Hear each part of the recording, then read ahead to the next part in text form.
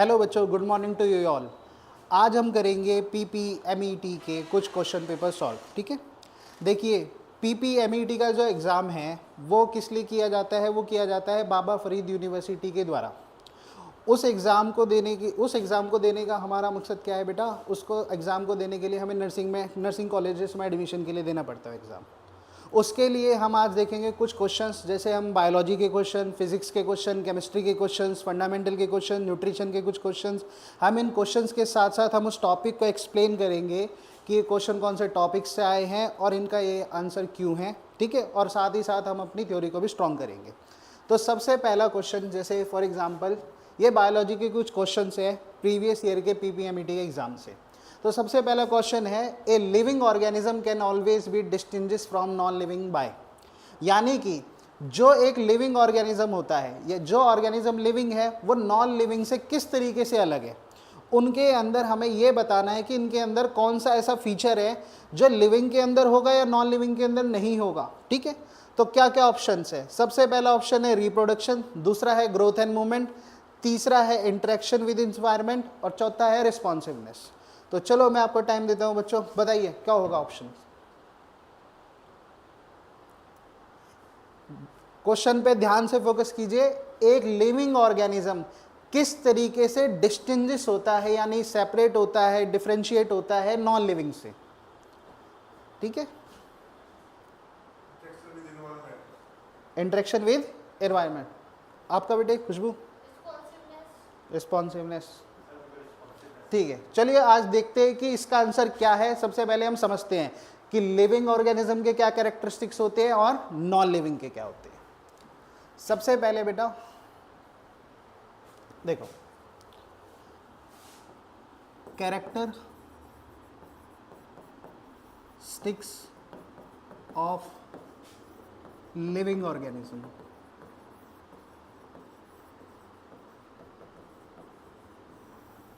Living organism के characteristics का मतलब है कि जो ऑर्गेनिज्म जिंदा है उनके अंदर बेसिक क्या फीचर्स, क्या कैरेक्टरिस्टिक, क्या विशेषताएं देखने को मिलेगी। सबसे पहला, जो भी लिविंग ऑर्गेनिज्म है उसका स्ट्रक्चर किससे बना होगा, सेल से। कैसा स्ट्रक्चर होगा, सेलुलर स्ट्रक्चर।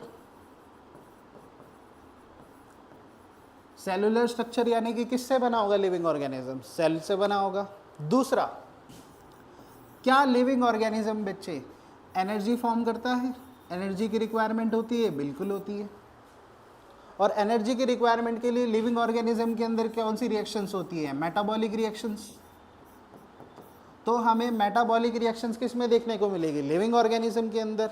चलिए तीसरा, लिविंग ऑर्गेनिज्म रिप्रोडक्शन रिएक्शन करते हैं। रिप्रोडक्शन से क्या होता है, न्यू ऑफस्प्रिंग बनते हैं। ठीक है, उसके अलावा लिविंग ऑर्गेनिजम्स के अंदर हमें मूवमेंट भी देखने को मिलती है। मूवमेंट के साथ साथ हमें ग्रोथ भी देखने को मिलती है। ग्रोथ के साथ साथ हमें क्या देखने को मिलता है, डेवलपमेंट। क्या देखने को मिलता है, डेवलपमेंट। ग्रोथ क्या होती है, ग्रोथ होती है फिजिकल क्वांटिटी या फिर आप बोल सकते हो क्वांटिटेटिव। ठीक है, यानी कि नंबर ऑफ सेल्स का बढ़ना। और जबकि डेवलपमेंट का आप बोल सकते हो कॉम्प्लेक्सिसिटी का बढ़ना। ठीक है, जब बच्चा छोटा होता है, जैसे जैसे वो बड़ा होता है उसका हाइट और वेट बढ़ता है, उसे तो हम कह सकते हैं ग्रोथ। लेकिन जैसे जैसे बच्चा बड़ा होता है उस वैसे वैसे उसके कॉग्निटिव फंक्शन, जो मेंटल फंक्शन है, उसकी सोचने की उसकी सोचने की क्षमता, उसकी किसी भी चीज़ को डिसीजन लेने की क्षमता। ठीक है, जो डेवलपमेंट है, जो कॉम्प्लेक्स प्रोसेसेस है, वो जब डेवलप होती है उसे हम डेवलपमेंट कहते हैं। अगला, एक्सक्रीशन। अगर कोई लिविंग ऑर्गेनिज्म है और लिविंग ऑर्गेनिज्म है तो उसके अंदर केमिकल रिएक्शंस हो रही होगी, केमिकल रिएक्शन से वेस्ट बन रहा होगा। अगर वेस्ट बन रहा होगा तो बेटा वो एक्सक्रीट भी हो रहा होगा। ठीक है, एक्सक्रीशन का मतलब क्या है, बॉडी से वेस्ट का बाहर निकालना। उसके अलावा लाइफ एंड डेथ। अगर कोई भी लिविंग ऑर्गेनिज्म है तो वो बना होगा, उसे लाइफ मिली होगी। अगर वो बना है, वो लिविंग ऑर्गेनिज्म है, तो एक पीरियड ऐसा भी आएगा जब उसका लाइफ स्पैन खत्म होगा तो उसकी डेथ भी होने वाली है। ठीक है, उसके अलावा लिविंग ऑर्गेनिज्म कैसा होता है, रिस्पॉन्सिव होता है। कैसा होता है, रिस्पॉन्सिव यानी कि अगर लिविंग ऑर्गेनिज्म के इन्वायरमेंट में कोई भी चेंज आता है तो वो उससे इंटरेक्ट करता है। अगर कोई भी चेंज आता है, change in stimuli, change in stimuli, अगर कोई भी स्टिमुलाई में चेंज आता है तो उस चेंज को क्या करता है लिविंग ऑर्गेनिज्म, रिस्पॉन्ड करता है। क्या करता है बच्चे, रिस्पॉन्ड करता है। ऐसे ही जैसे कैरेक्टरिस्टिक्स लिविंग ऑर्गेनिज्म के, ऐसे ही कैरेक्टरिस्टिक्स होते हैं नॉन लिविंग के, ठीक है। उनके कैरेक्टरिस्टिक्स की बात करें, चलो नॉन लिविंग में सबसे पहले, जैसे इसमें लिविंग में सेलुलर स्ट्रक्चर था, नॉन लिविंग में सेलुलर स्ट्रक्चर्स नहीं होंगे, सेल से बना नहीं होगा नॉन लिविंग। दूसरा, क्या लिविंग ऑर्गेनिज्म को एनर्जी की ज़रूरत होती है, बिल्कुल होती है। एनर्जी की ज़रूरत उनकी मेटाबॉलिक रिएक्शंस से होती है, और मेटाबॉलिज्म जो रिएक्शंस होती है उसके लिए क्या चाहिए हमें, हम सांस लेते हैं उससे हमें ऑक्सीजन मिलता है, हम खाना खाते हैं उससे हमें ग्लूकोज मिलता है। क्या नॉन लिविंग थिंग्स को ये चीज़ चाहिए, नहीं चाहिए। दूसरा, रिप्रोडक्शन रिएक्शंस क्या नॉन लिविंग में देखी जाती है, नहीं देखी जाती। क्या नॉन लिविंग में मूवमेंट देखी जा सकती है, ज़्यादातर नॉन लिविंग थिंग्स में मूवमेंट नहीं देखी जाती। ग्रोथ की बात करें, ग्रोथ एंड डेवलपमेंट, ये भी नॉन लिविंग के अंदर ज़्यादातर नहीं देखी जाती, ठीक है। एक्सक्रीशन की बात करें तो non living things excretion produce नहीं करती। लाइफ और डेथ नहीं होती नॉन लिविंग थिंग्स में, और ना ही वो रिस्पॉन्सिव होती है। चलो अब हम अपने क्वेश्चंस पे दोबारा आते हैं। सबसे पहला, ए लिविंग ऑर्गेनिज्म को डिस्टिंग्विश करना है हमने नॉन लिविंग थिंग से। एक एक क्वेश्चन की बात करते हैं। क्या इसका आंसर रिप्रोडक्शन हो सकता है? इसका आंसर रिप्रोडक्शन नहीं हो सकता। इसका रीज़न है कि रिप्रोडक्शन रिएक्शन जरूरी नहीं है हमें सारे लिविंग ऑर्गेनिज्म में मिले। कुछ ऑर्गेनिज्म ऐसे भी है लिविंग ऑर्गेनिज्म जिनके अंदर रिप्रोडक्शन नहीं भी होता है। नॉन लिविंग के अंदर तो नहीं होता, लेकिन हम यहाँ लिविंग की बात कर रहे हैं कि कौन सा ऐसा कैरेक्टरिस्टिक्स है जो बिल्कुल ही क्या है कि जो नहीं है एक दूसरे में, ठीक है। तो सबसे पहला है रिप्रोडक्शन। रिप्रोडक्शन किस में प्रेजेंट नहीं होता बेटे, लिविंग ऑर्गेनिज्म में प्रेजेंट होता है, लेकिन कुछ ऐसे लिविंग ऑर्गेनिज्म है जिसमें रिप्रोडक्शन प्रेजेंट नहीं होता। वो कौन से लिविंग ऑर्गेनिज्म है जिनमें रिप्रोडक्शन प्रेजेंट नहीं होता? सबसे पहले बात करें तो म्यूल्स और वर्कर बीज। म्यूल्स और वर्कर बीज जो है बेटा, म्यूल्स और जो वर्कर बीज है उनके अंदर रिप्रोडक्शन आपको देखने को नहीं मिलता। दूसरा, ग्रोथ एंड मूवमेंट की बात करें तो ग्रोथ की अगर बात करें, ग्रोथ तो जैसे पहाड़ों की, क्रिस्टल्स की भी ग्रोथ होती है।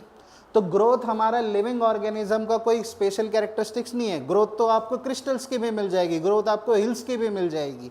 मूवमेंट की बात करें तो रिवर्स मूवमेंट करती है, तो इसका मतलब है मूवमेंट भी नहीं है इसका, मूवमेंट रिवर्स भी करती है, मूवमेंट लिविंग ऑर्गेनिज्म भी करते हैं। आगे बात करते हैं इंटरेक्शन विद इन्वायरमेंट। अगर इंटरेक्शन इन इन्वायरमेंट की बात करूं मैं तो हाँ, लिविंग बींग्स इंटरेक्ट करते हैं अपने इन्वायरमेंट से, लेकिन नॉन लिविंग थिंग्स भी अपने इंटरेक्शन करते हैं इन्वायरमेंट से। एग्जाम्पल के तौर पे मैं कहता हूँ जैसे फायर है, fire is a non living thing, लेकिन फायर क्या करती है, रिएक्ट करती है अपने इन्वायरमेंट से। अगर उसको ऑक्सीजन मिलेगा तो फायर उतना ज़्यादा बर्न करेगी, नहीं मिलेगा तो नहीं कर पाएगी, ठीक है। साथ ही साथ मैं बोलूँ बेटा कि मशीन्स होती है, जो मशीन्स भी अपने एनवायरनमेंट के साथ रिएक्ट करती है, किस तरीके से वो फंक्शनिंग करती है।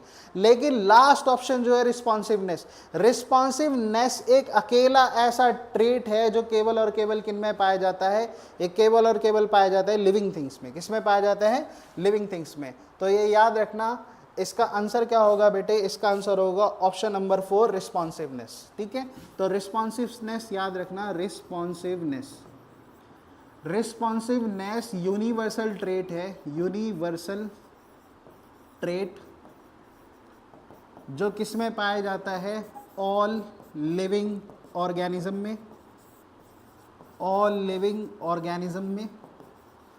और इसकी खास बात सुनो, जो रिस्पॉन्सिवनेस है, हम रिस्पॉन्सिवनेस को कॉन्शियसनेस या फिर इरिटेबिलिटी भी कह सकते हैं, इरिटेबिलिटी भी कह सकते हैं, ठीक है। और अगर मैं एग्जांपल दूं इसका, फॉर एग्जांपल प्लांट्स भी क्या करते हैं, रिस्पॉन्सिव होते हैं। जैसे कि प्लांट्स अपना फेस किस तरफ कर लेते हैं, जिस साइड उन्हें सनलाइट मिलती है उस साइड ग्रो करना चालू करते हैं, ठीक है। फॉर एग्जांपल प्लांट्स भी फेस करते हैं किसको, फेस टुवर्ड्स सनलाइट। अगर प्लांट्स को जिस साइड सनलाइट मिलती है, प्लांट्स भी अपना फेस उस तरफ कर लेते हैं। तो रिस्पॉन्सिवनेस आपको किसके अंदर मिलेगी, हर एक लिविंग ऑर्गेनिज्म के अंदर मिलेगी। और ये कैसा ट्रेट है, यूनिवर्सल ट्रेट। इनके कैरेक्टरिस्टिक्स याद रखना, जब भी आपको कोई ऐसा क्वेश्चन पूछा जाएगा आपको सारे कैरेक्टरिस्टिक्स देखने, उस कैरेक्टरिस्टिक्स के अंदर देखना है कि आपसे पूछा गया है, यहाँ पे क्वेश्चन ये पूछा गया था बेटा कि इसमें से डिस्टिंग्विश कौन सा है, यानी कि इसमें ये बताना था कि लिविंग थिंग जो है, ऑर्गेनिज्म है, वो नॉन लिविंग थिंग से किस तरीके से अलग है।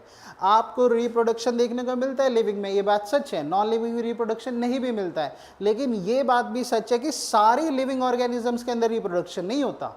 जैसे म्यूल्स और वर्कर बीज है, ये रिप्रोडक्शन नहीं करते, उसके अलावा ग्रोथ एंड मूवमेंट आपको नॉन लिविंग थिंग्स के अंदर भी दिख जाते हैं, लेकिन रिस्पॉन्सिवनेस केवल और केवल किसके अंदर दिखती है, लिविंग थिंग्स के अंदर।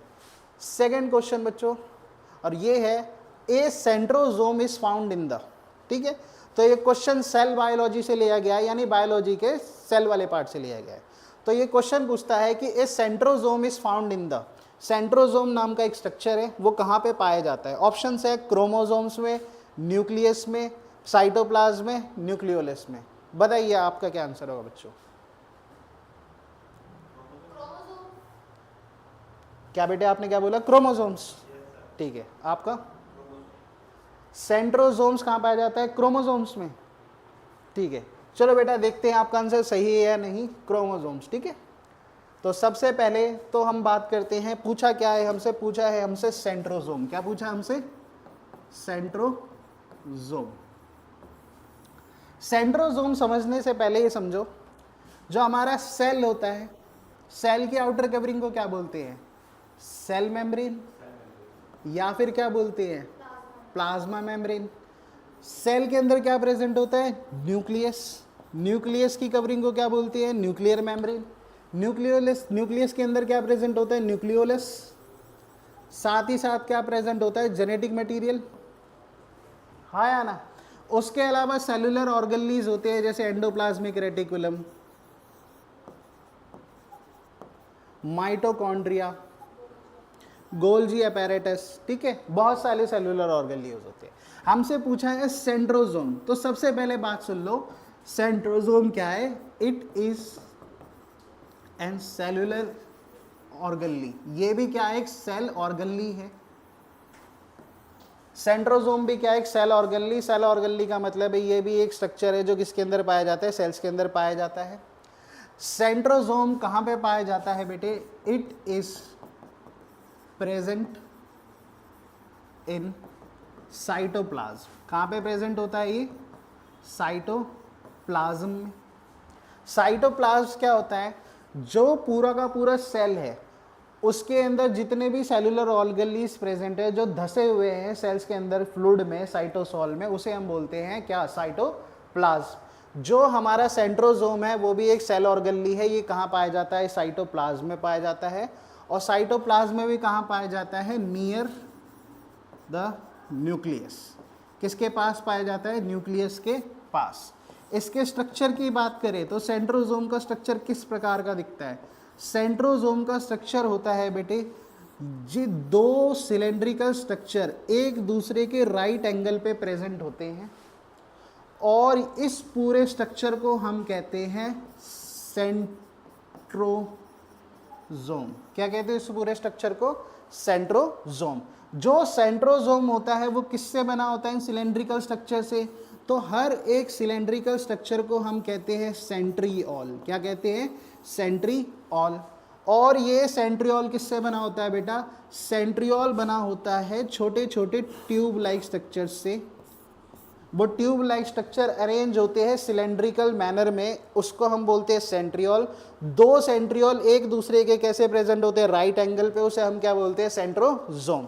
तो अगर और डिवाइड करें, सेंट्रियोल किससे बना होता है, ऐसी छोटे छोटे माइक्रोट्यूब्यूल लाइक स्ट्रक्चर्स से। क्या बोलते हैं इन्हें, माइक्रोट्यूब्यूल्स।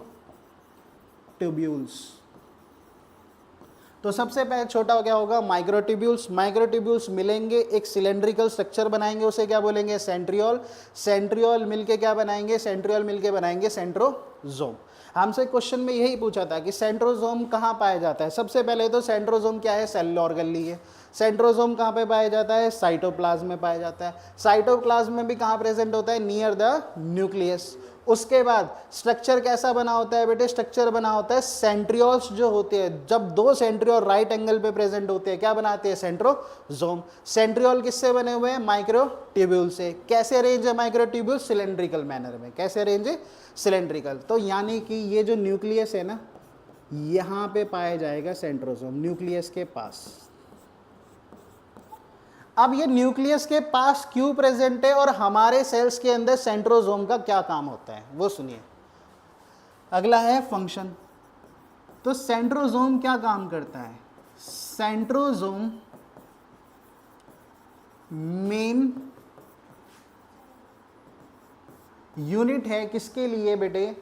स्पिंडल फाइबर्स के लिए, या फिर आप बोल सकते हो माइटोटिक स्पिंडल के लिए। किसके लिए? माइटोटिक स्पिंडल के लिए। सेंट्रोसोम है जो वो मेन पार्ट है for mitotic spindle arrangement. Mitotic spindle arrangement के लिए मेन पार्ट का क्या मतलब है? जब भी कोई सेल डिवाइड करती है तो उसके अंदर बेटे क्या आती है? पूरी सेल साइकिल चालू होती है, अलग अलग फेजेस आते हैं। तो जो क्रोमोसोम्स जब एक बीच लाइन में क्या होते हैं बेटे? इक्वेटोरियल प्लेन में हम उन्हें लाइन करते हैं, तब सेंट्रोसोम क्या करते हैं? सेंट्रोसोम जो फाइबर्स होते हैं, कौन से फाइबर? Mitotic spindle fibres. उन फाइबर्स को किससे अटैच करते हैं? सेंट्रोसोम से। और ये फाइबर्स क्या करते हैं? क्रोमोसोम्स को अलग अलग, यानी कि जब भी सेल डिवाइड होता है उनको सेपरेट करने का काम करते हैं। तो सेंट्रोसोम क्या काम करता है? मेन पार्ट है किसका? माइटोटिक स्पिंडल अरेंजमेंट का। और ये क्या करते हैं? Helps in separation of chromosomes.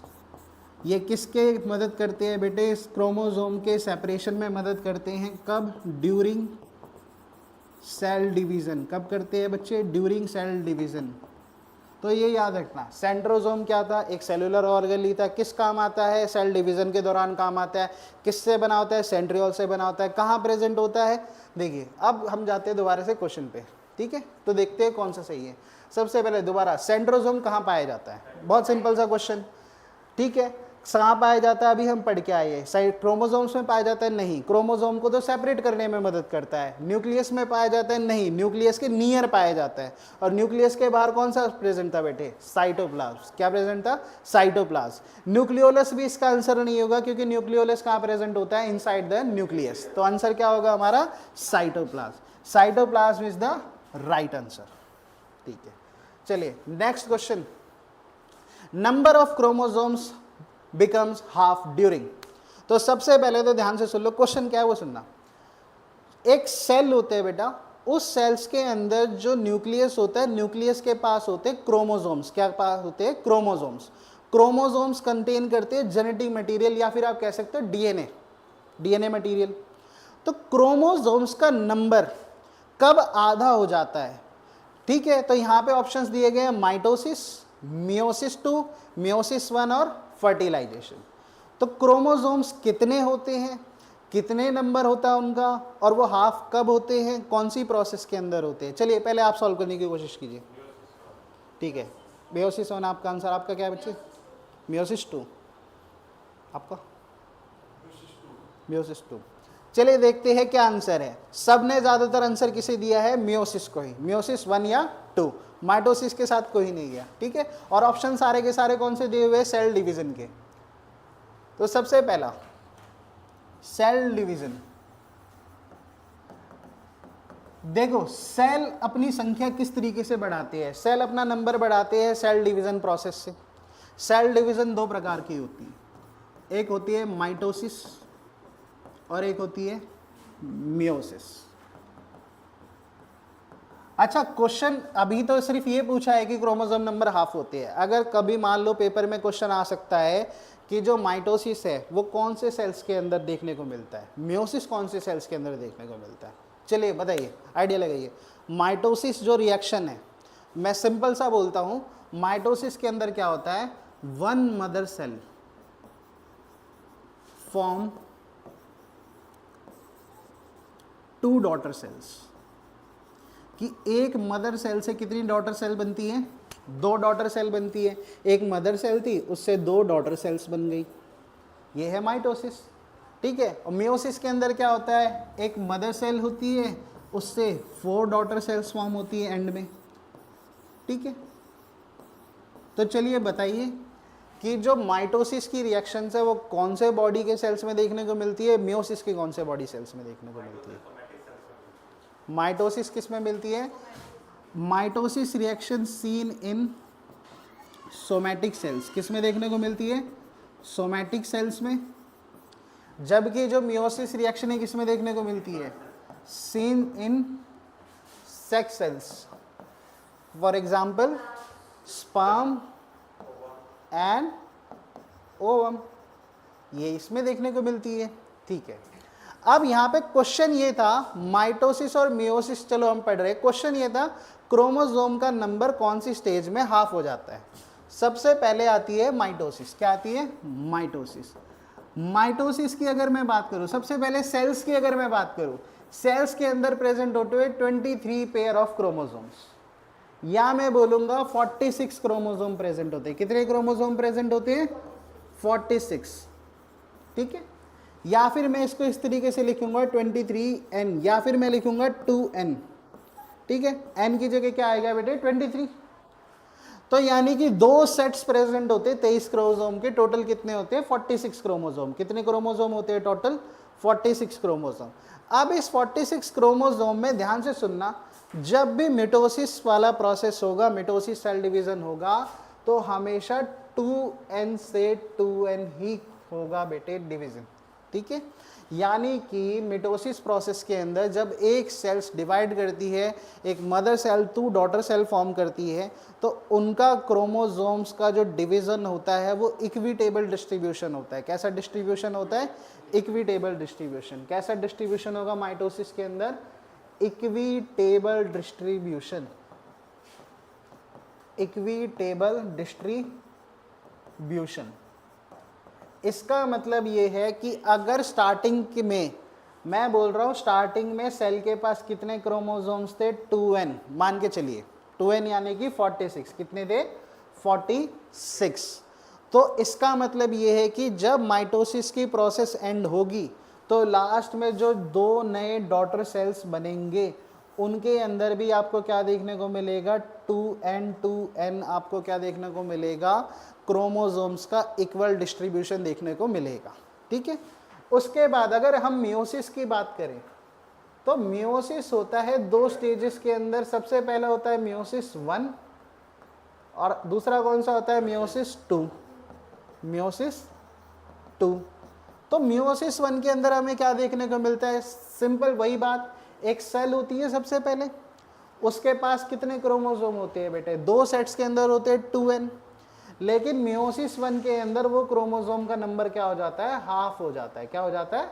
Half. 2n से कितने बनते हैं बेटा? n। यहाँ पे देखो, माइटोसिस के अंदर क्रोमोसोम 2n से स्टार्ट हुए थे, जब सेल डिवाइड हो जाते हैं लास्ट में सेल के पास भी कितने रहते हैं? 2n। ठीक है, जबकि मियोसिस के अंदर क्या होता है? जो 2n था वो किस में कन्वर्ट हो जाता है? n के अंदर, यानी क्रोमोसोम्स का नंबर क्या हो जाता है? हाफ हो जाता है। क्या हो जाता है? क्रोमोसोम का नंबर हाफ। और मियोसिस 2 के अंदर अब जो क्रोमोसोम का नंबर हाफ हो चुका है वो हाफ का कितना रहता है बेटे? सेम ही रहता है। ठीक है, अब इसका मतलब है क्रोमोसोम्स का नंबर कौन सी स्टेज में हाफ हुआ है? माइटोसिस के अंदर तो क्या होता है? Equitable distribution. कैसा डिस्ट्रीब्यूशन होता है?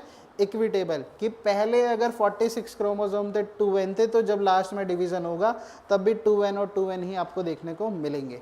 लेकिन मियोसिस के अंदर आप ध्यान दोगे तो मियोसिस के अंदर कौन सा डिवीजन होता है? मियोसिस 1 के अंदर रिडक्शनल डिवीजन, या फिर आप बोल सकते हो reductional distribution.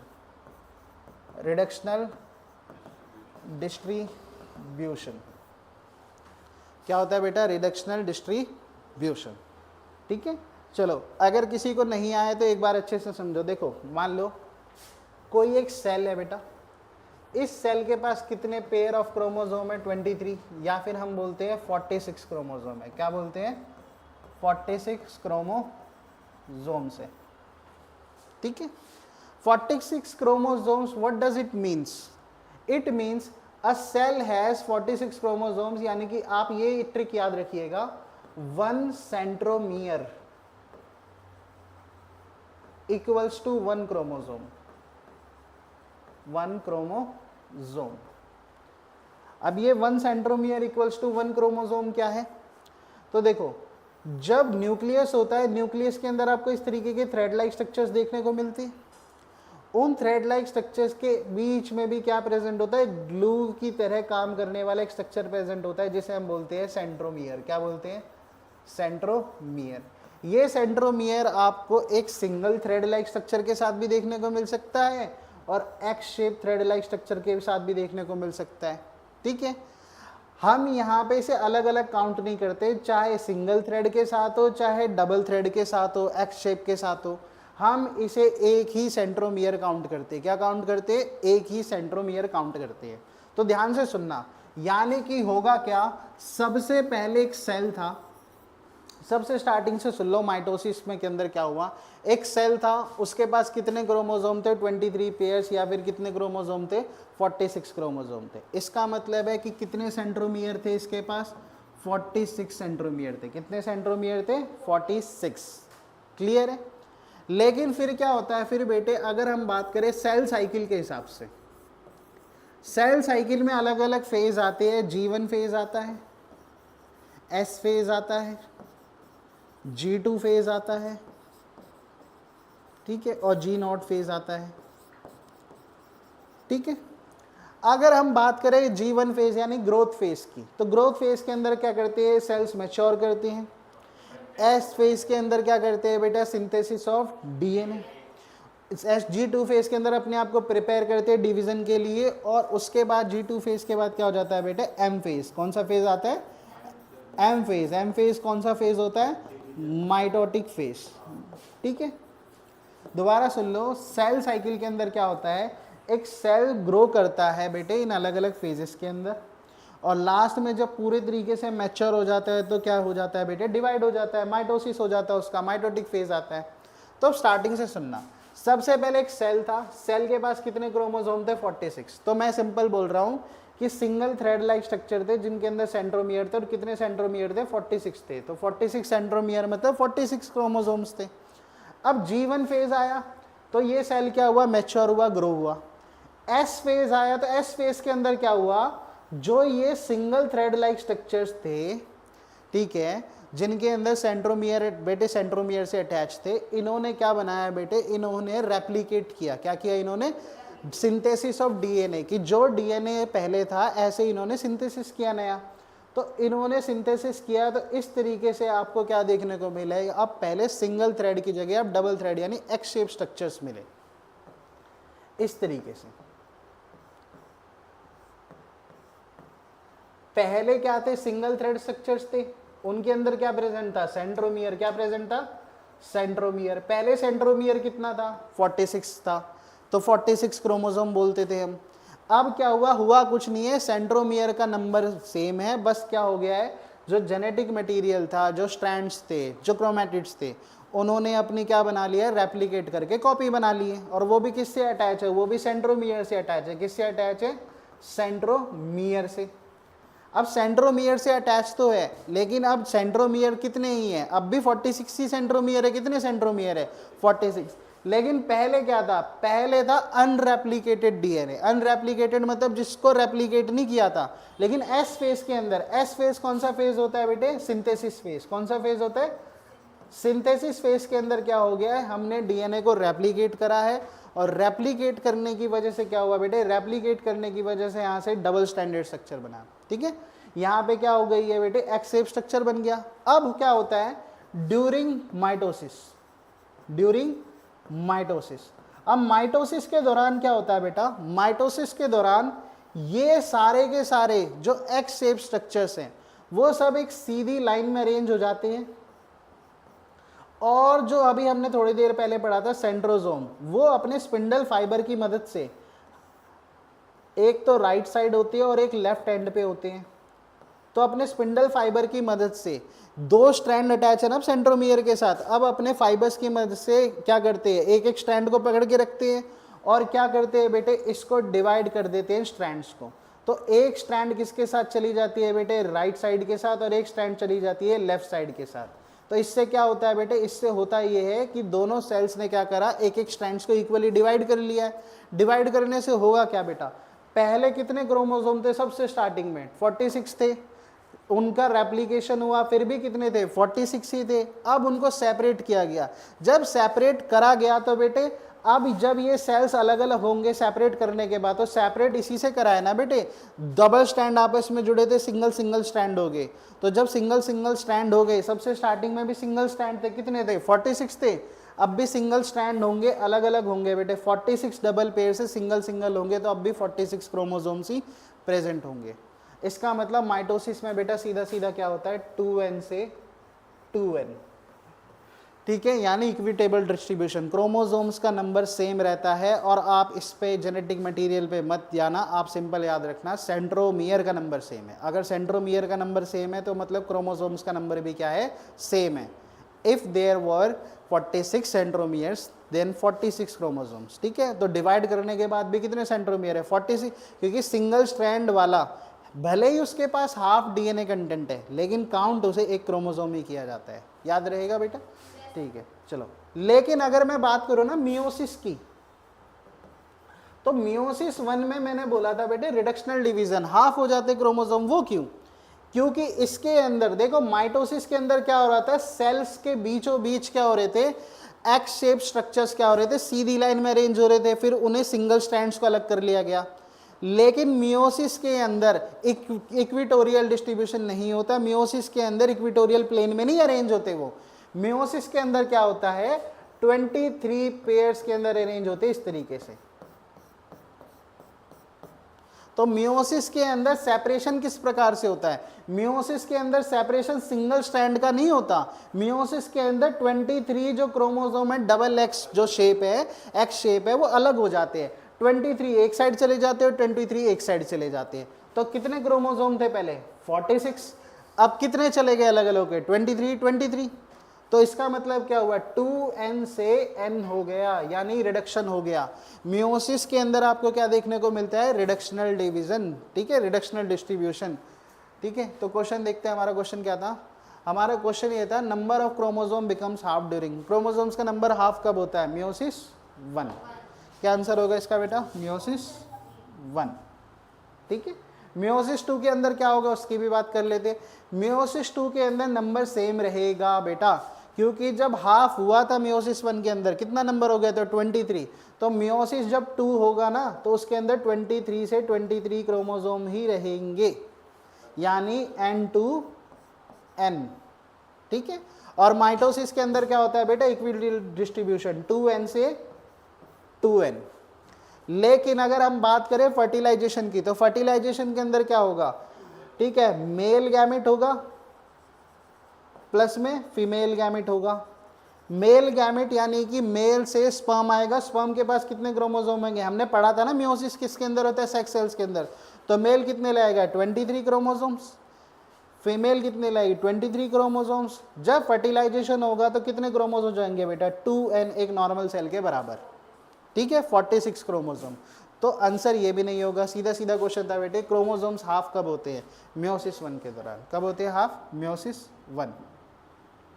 Next, a plant cell without a cell wall is called a, मतलब एक प्लांट सेल है बेटा, अगर उसमें से सेल वॉल हटा दी जाए तो उसको क्या कहा जाता है, ठीक है। बहुत सिंपल सा क्वेश्चन है। सबसे पहले हम बाकी ऑप्शंस को स्टडी करते हैं, इसका क्या आंसर नहीं हो सकता और क्या आंसर हो सकता है, ठीक है। सबसे पहले देखते हैं, सबसे पहले यहाँ देखो, हम इसको देखते हैं सबसे पहले, न्यूक्लियोप्लाज्म, ठीक है। चलो, न्यूक्लियोप्लाज्म आंसर नहीं है वैसे इसका। न्यूक्लियोप्लाज्म क्या होता है बेटे, न्यूक्लियोप्लाज्म होता है जो फ्लूइड प्रेजेंट होता है inside the nucleus, inside the nucleus. तो न्यूक्लियोप्लाज्म तो क्या प्रेजेंट होता है बेटा, न्यूक्लियोप्लाज्म प्रेजेंट इन न्यूक्लियस, और ये फ्लूइड होता है जो न्यूक्लियस के अंदर प्रेजेंट होता है, ये तो आंसर हो नहीं सकता। अगर हम बात करें एक्सप्लांट की, एक्सप्लांट का मतलब क्या होता है बेटा, what does explant means, no, सोचो, व्हाट डज एक्सप्लांट मीन्स।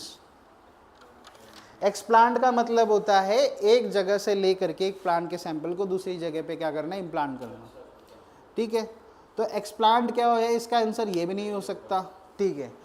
सबसे पहले plant cell without a cell wall. अब ध्यान से सुनो, हमने जो नॉर्मली सेल पढ़ा है, सेल की आउटर कवरिंग को क्या बोलते हैं? Cell membrane. क्या बोलते हैं? सेल मेम्ब्रेन या फिर प्लाज्मा मेम्ब्रेन। क्या बोलते हैं?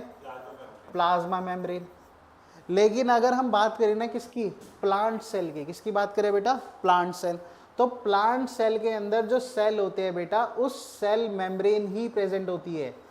सेल की आउटर कवरिंग को सेल मेम्ब्रेन ही कहते हैं, लेकिन इस सेल मेम्ब्रेन के ऊपर भी एक कवरिंग होती है जिसे क्या कहते हैं? Cell wall. क्या कहते हैं बेटा? Cell wall. तो इसी के बारे में बोला गया है कि अगर एक प्लांट सेल है, प्लांट सेल्स की दो कवरिंग होती है। एक तो होती है कौन सी? Cell membrane. सेल मेम्ब्रेन के ऊपर भी एक थिक कवरिंग होती है जिसे हम बोलते हैं सेल वॉल। अगर वो सेल वॉल को हटा दिया जाए, और कैसे हटा दिया जाए, कैसे रिमूव कर दिया जाए? एंजाइम्स की मदद से, एंजाइमेटिक प्रॉपर्टी की मदद से, ठीक है।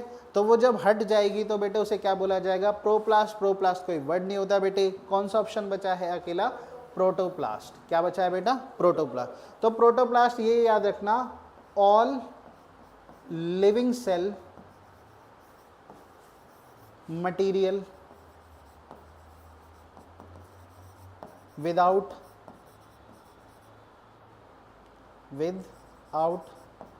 Cell wall. ठीक है, कि जितना भी सेल का लिविंग मटेरियल है, यानी सेल मेम्ब्रेन हो गया, साइटोप्लाज्म हो गया, न्यूक्लियस हो गया, जितना भी सेल के अंदर लिविंग मटेरियल है, वो सारा का सारा मटेरियल बिना सेल वॉल के क्या कहलाता है? प्रोटोप्लास्ट। क्या कहलाता है? क्या आंसर होगा बेटा इसका? प्रोटोप्लास्ट। क्या आंसर होगा सीधा सीधा बेटा इसका? Protoplast. Next, cardiac muscle cells जो है are different from voluntary muscles. ठीक है, इन दैट दे आर, यानी कार्डियक मसल सेल्स डिफरेंट है वॉलेंट्री मसल से। किस रिस्पेक्ट में? ठीक है, तो सबसे पहले तो हमें पता होना चाहिए, यहां देखो क्या पूछा है? Cardiac muscles. ठीक है, कार्डियक मसल्स यानी हार्ट की मसल्स। ठीक है, वो डिफरेंट है किससे? वॉलेंट्री मसल से। कौन सी मसल से? वॉलेंट्री। वॉलेंट्री का मतलब होता है बेटा अंडर आवर कॉन्शियस कंट्रोल। देखो, जिन मसल्स को हम अपनी मर्जी से मूव कर पाए उनको क्या बोलते हैं बेले? Voluntary muscles. क्या बोलते हैं उन्हें? Voluntary muscles. तो कार्डियक मसल्स जो है डिफरेंट कैसे है वॉलेंट्री मसल्स से? ठीक है, वॉलेंट्री मसल्स यानी कि वो मसल्स जिनको हम अपनी मर्जी से कंट्रोल करते हैं। ऑप्शंस क्या है बेटा? स्मूथ मसल्स, या फिर वॉलेंट्री, या है स्टीरिएटेड, या फिर ऑप्शन है बेटा इनवॉलेंट्री। ठीक है, चलो अब इसको एक बार देखते हैं। कार्डियक मसल्स और वॉलेंट्री जो मसल्स है उनके क्या क्या कैरेक्टरिस्टिक्स होते हैं, वो एक दूसरे से कैसे डिफरेंट होते हैं। ठीक है, सबसे पहले बात करें टिश्यूज़ की। जो कार्डियक मसल है वो एक टाइप का टिश्यू है। तो सबसे पहले बात करते हैं टिश्यू की। बहुत इजी टॉपिक। टिश्यू किससे बनता है बेटे? ग्रुप ऑफ सेल्स से, जो सिमिलर स्ट्रक्चर और सिमिलर फंक्शंस परफॉर्म करते हैं। जो टिश्यूज़ होते हैं बेटा चार मेन टाइप में डिवाइड करते हैं। ठीक है, चार मेन टाइप के टिश्यू होते हैं।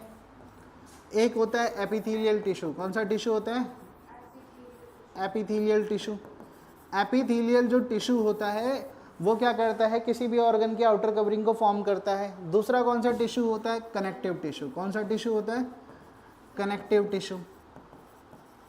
तीसरा कौन सा टिश्यू होता है? Muscle tissue. कौन सा टिश्यू होता है?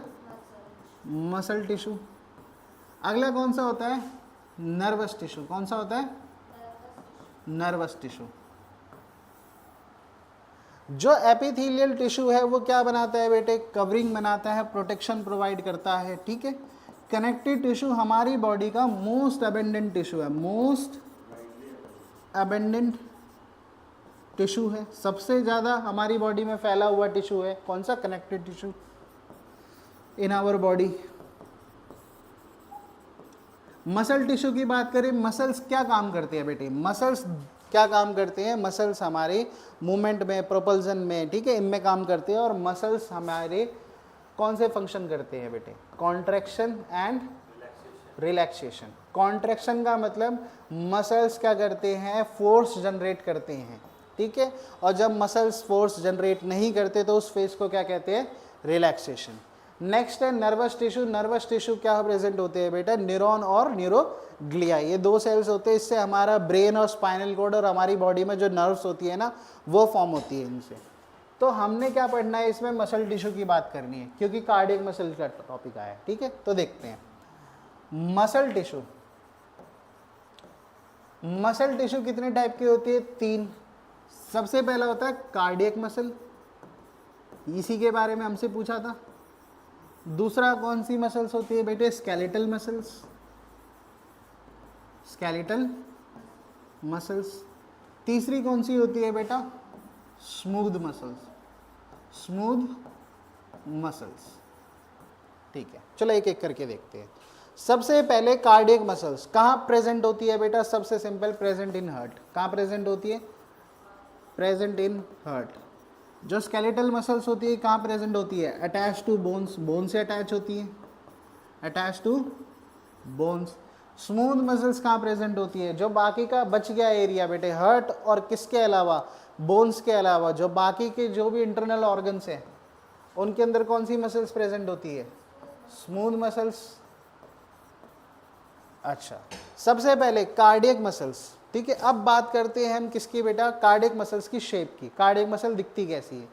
कार्डियक मसल की जो अपीयरेंस होती है ना बेटे, कुछ इस प्रकार की अपीयरेंस होती है, ब्रांचिंग लाइक स्ट्रक्चर होता है, ब्रांचेस की तरह। कैसी शेप होती है बेटा इसका? Branched processes. कैसी शेप होती है? Branched processes. लेकिन अगर हम बात करें स्केलेटल मसल्स की, तो स्केलेटल मसल की कैसी शेप होती है? Cylindrical shape. कैसी शेप होती है? Cylindrical shape, cylindrical shape. और स्मूथ मसल्स की कैसी शेप होती है? Spindle shape, spindle shape. आगे, जो कार्डियक मसल्स होती है क्या हमारे कंट्रोल में होती है? नहीं होती। इसलिए हम क्या कहते हैं इन्हें? इनवॉलेंट्री। क्या कहते हैं इन्हें बेटा? इनवॉलेंट्री। क्या हम अपने हार्ट की मसल्स को कह सकते हैं कि अपनी मर्जी से रुको, बीट करो? नहीं कह सकते। कार्डियक मसल्स हमारे कंट्रोल में नहीं होती, तो क्या होती है ये? इनवॉलेंट्री। स्केलेटल मसल्स हमारे कंट्रोल में होती है, तो इन्हें क्या कहते हैं? वॉलेंट्री। जो हमारी स्मूथ मसल्स होती है वो भी हमारे कंट्रोल में नहीं होती, इन्हें भी क्या कहते हैं हम? इनवॉलेंट्री। चलो मैं एग्जांपल देके बताता हूँ स्मूथ मसल्स का। स्केलेटल का तो पता है आपको, स्केलेटल बोन से अटैच है, कार्डियक हार्ट के पास है। स्मूथ मसल्स का जो हमारा जीआईटी है बेटा, गैस्ट्रोइंटेस्टिनल ट्रैक्ट है, उसके अंदर कौन सी मसल प्रेजेंट है? Smooth muscles. या फिर हमारी ब्लड वेसल्स है, उसके अंदर कौन सी मसल्स प्रेजेंट है? Smooth muscles. हम अपनी ब्लड वेसल को भी नहीं कह सकते कि ब्लड को मूव करो, आगे मूव करो, पीछे मूव करो, कॉन्ट्रैक्ट करो, मत करो। अपनी मर्जी से काम करती है बेटा स्मूथ मसल्स भी। कैसी मसल्स होती है? इनवॉलेंट्री। तो वॉलेंट्री का मतलब होता है under our conscious control, involuntary का मतलब होता है not under our conscious control, ठीक है। और बात करते हैं, जो कार्डियक मसल्स होती है ना, उसके अंदर कितने न्यूक्लियस होते हैं बेटा? 1 से 2 न्यूक्लियस होते हैं बेटा। 1 भी हो सकता है, 2 भी हो सकते हैं। लेकिन जो स्केलेटल मसल्स होती है मल्टी न्यूक्लिएटेड होती है, 1 से ज़्यादा ही न्यूक्लियस होते हैं। कैसी होती है skeletal muscles? Multi nucleated, multi nucleated. लेकिन जो स्मूथ मसल्स होती है वो कैसी होती है? यूनी न्यूक्लिएटेड, यानी कि एक ही न्यूक्लियस होता है, वो भी कहाँ अटैच होता है बेटे? सेंट्रली प्लेस्ड होता है। उसके बाद बात करें, जो कार्डियक मसल्स है उनके ऊपर आपको इस तरीके का आपको धारीदार पैटर्न मिलेगा। इसको हम बोलते हैं स्टीरिएशंस या फिर स्टीरिएटेड अपीयरेंस, स्टीरिएटेड अपीयरेंस। और ये पैटर्न किस वजह से मिलता है? ये पैटर्न मिलता है बेटे प्रोटीन की अरेंजमेंट की वजह से। मसल्स के अंदर प्रोटीन होते हैं, कौन से? एक्टिन और मायोसिन, जो थिक और थिन बैंड बनाते हैं, उनकी वजह से हमें स्टीरिएटेड अपीयरेंस आती है। किस में प्रेजेंट होती है? ध्यान से सुन लो, कार्डियक मसल्स में स्टीरिएटेड अपीयरेंस प्रेजेंट होती है। स्केलेटल मसल्स के अंदर भी स्टीरिएटेड अपीयरेंस प्रेजेंट होती है। कैसी अपीयरेंस प्रेजेंट होती है? स्टीरिएटेड अपीयरेंस प्रेजेंट होती है। इसके अंदर भी आपको लाइनिंग यानी कि धारीदार पैटर्न मिलेगा। और ये धारीदार पैटर्न आता भी क्यों है? किसकी मदद से आता है? एक्टिन और मायोसिन की वजह से आता है। उसके बाद अगर हम बात करें किसकी बेटा? स्मूथ मसल्स की। किसकी बात करें बेटे? स्मूथ मसल्स के अंदर किसी तरीके की कोई स्टीरिएशंस नहीं होती, नॉन स्टीरिएटेड। कैसी होती है बेटा ये? नॉन स्टीरिएटेड। चलो ये कैरेक्टरिस्टिक्स याद रखना कि मसल्स 3 टाइप की होती है, क्या क्या उनके कैरेक्टरिस्टिक्स है। तो यहाँ पे हमें सीधा सीधा पूछा था कि कार्डियक मसल, अच्छा कार्डियक मसल खुद कैसी होती है, अभी हम पढ़ के आते हैं। इनवॉलेंट्री कैसी होती है, इनवॉलेंट्री ब्रांच प्रोसेस होती है। कैसी होती है, हमारे कंट्रोल में नहीं होती, हर्ट के पास प्रेजेंट है, ब्रांच प्रोसेसेस होती है, स्टीरिएटेड होती है। आगे पूछा है कार्डियक मसल डिफरेंट कैसे वॉलेंट्री मसल से, कैसे डिफरेंट है, क्योंकि वॉलेंट्री मसल्स क्या है, अंडर आवर कॉन्शियस कंट्रोल, लेकिन कार्डियक मसल्स क्या है, इनवॉलेंट्री है। तो आंसर क्या होगा बेटा इसका, इनवॉलेंट्री। वॉलेंट्री आंसर इसलिए नहीं होगा, वॉलेंट्री का मतलब होता है under our conscious control, cardiac muscle हमारे कंट्रोल में नहीं है। Smooth muscle is different muscle, और स्टीरिएटेड का मतलब क्या होता है बेटे, धारीदार स्ट्रक्चर। ठीक है, अब ये स्टीरिएटेड आंसर क्यों नहीं है, कार्डियक मसल तो थी स्टीरिएटेड, कार्डियक मसल तो थी स्टीरिएटेड, लेकिन जो वॉलेंट्री मसल है, वॉलेंट्री मसल कौन सी मसल बेटे, स्केलेटल, स्केलेटल मसल भी तो स्टीरिएटेड थी, स्टीरिएटेड मसल भी स्टीरिएटेड थी, इसलिए इसका आंसर स्टीरिएटेड नहीं होगा, क्योंकि आपकी जो स्केलेटल मसल्स भी क्या थी, स्टीरिएटेड थी। आंसर क्या होगा, इनवॉलेंट्री।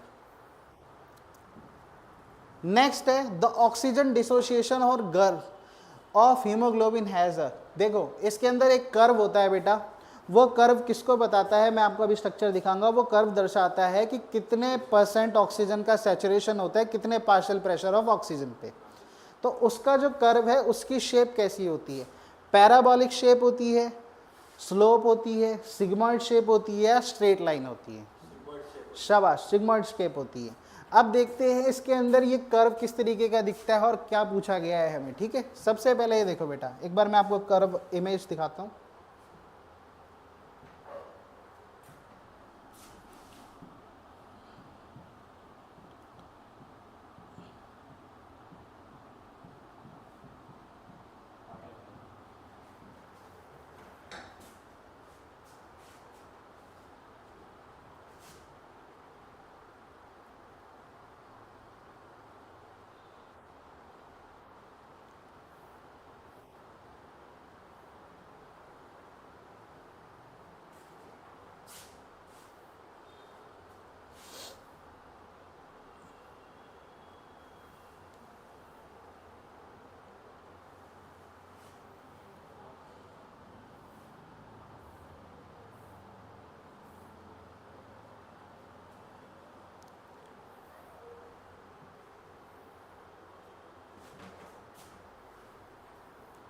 सबसे पहले देखो बेटा इस कर्व पे ध्यान दो। ठीक है, इसके अंदर आपको क्या देखने को मिलेगा, इस कर्व का नाम होता है बेटे ऑक्सीजन डिसोसिएशन कर्व। क्या नाम होता है इस कर्व का, oxygen dissociation curve, oxygen dissociation curve. इस कर्व के अंदर ना हम 2 एक्सिस चेक करते हैं। एक एक्सिस होता है बेटे एक्स एक्सिस और एक एक्सिस होता है वाई एक्सिस। कौन सा एक्सिस बेटे, वाई एक्सिस। छोटा करते थोड़ा स्ट्रक्चर, एक एक्सिस तो कौन सा है बेटे एक्स एक्सिस और दूसरा कौन सा है बेटे वाई एक्सिस। यहाँ पे ऊपर कौन सा होगा, वाई एक्सिस, और ये कौन सा एक्सिस है, एक्स एक्सिस। तो जो एक्स एक्सिस है बेटे उसकी तरफ क्या है बेटा, उधर हम लोग वैल्यूज लिखते हैं, जैसे यहाँ लिखिए 20, 40, 60, 80। किसकी वैल्यूज लिखी हुई है, ये लिखी हुई है पार्शियल प्रेशर ऑफ ऑक्सीजन, यानी ऑक्सीजन का कितना पार्शियल प्रेशर है हमारे ब्लड के अंदर, यानी हमारे ब्लड के अंदर कितना ऑक्सीजन डिसॉल्व हुआ है। ठीक है, अमाउंट ऑफ ऑक्सीजन। अब उसके बाद है बेटे साइड में जो वाई एक्सिस है, वाई एक्सिस की तरफ जो ये लिखी हुई है 20, 40, 60, 80, जो नीचे लिखी हुई थी बेटे partial pressure PaO2, partial pressure of oxygen. ठीक है, ये बेटे किस में लिखी जाती है, mmHg में। किस में लिखी जाती है, mmHg। नॉर्मली रेंज कितनी होती है बेटे, 80 से 100 mmHg। जो पार्शियल प्रेशर ऑफ ऑक्सीजन है उसकी यूनिट होती है बेटे mmHg, और जो बेटे वो पार्शियल प्रेशर का जो नॉर्मल लेवल है ऑक्सीजन का वो कितना होता है, 80 से 100। उसके बाद अगर मैं बात करूँ किसकी बेटा, percentage saturation of haemoglobin with oxygen. इसका मतलब है हम यहाँ किसकी बात कर रहे हैं, कौन सी वैल्यू की, SpO2 की, कि कितना % ऑक्सीजन है हीमोग्लोबिन के साथ अटैच है नॉर्मल हीमोग्लोबिन के अलावा। ठीक है, उसको हम क्या बोलते हैं बेटे, सैचुरेशन ऑफ ऑक्सीजन। अब यहाँ देखो ये क्या बताता है कि जैसे जैसे पार्शियल प्रेशर ऑफ ऑक्सीजन बढ़ेगा वैसे वैसे क्या होगा बेटे, सैचुरेशन भी बढ़ेगा। क्या बढ़ेगा, सैचुरेशन भी बढ़ेगा।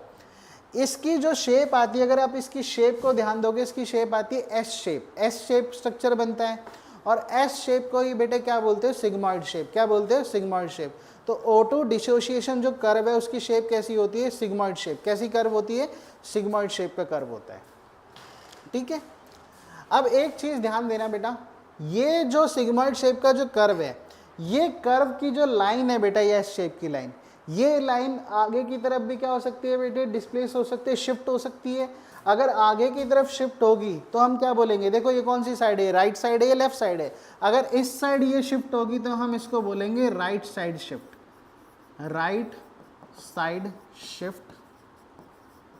और अगर ये पीछे की तरफ शिफ्ट होगी बेटे इस साइड, तो हम बोलेंगे left side shift, left side shift.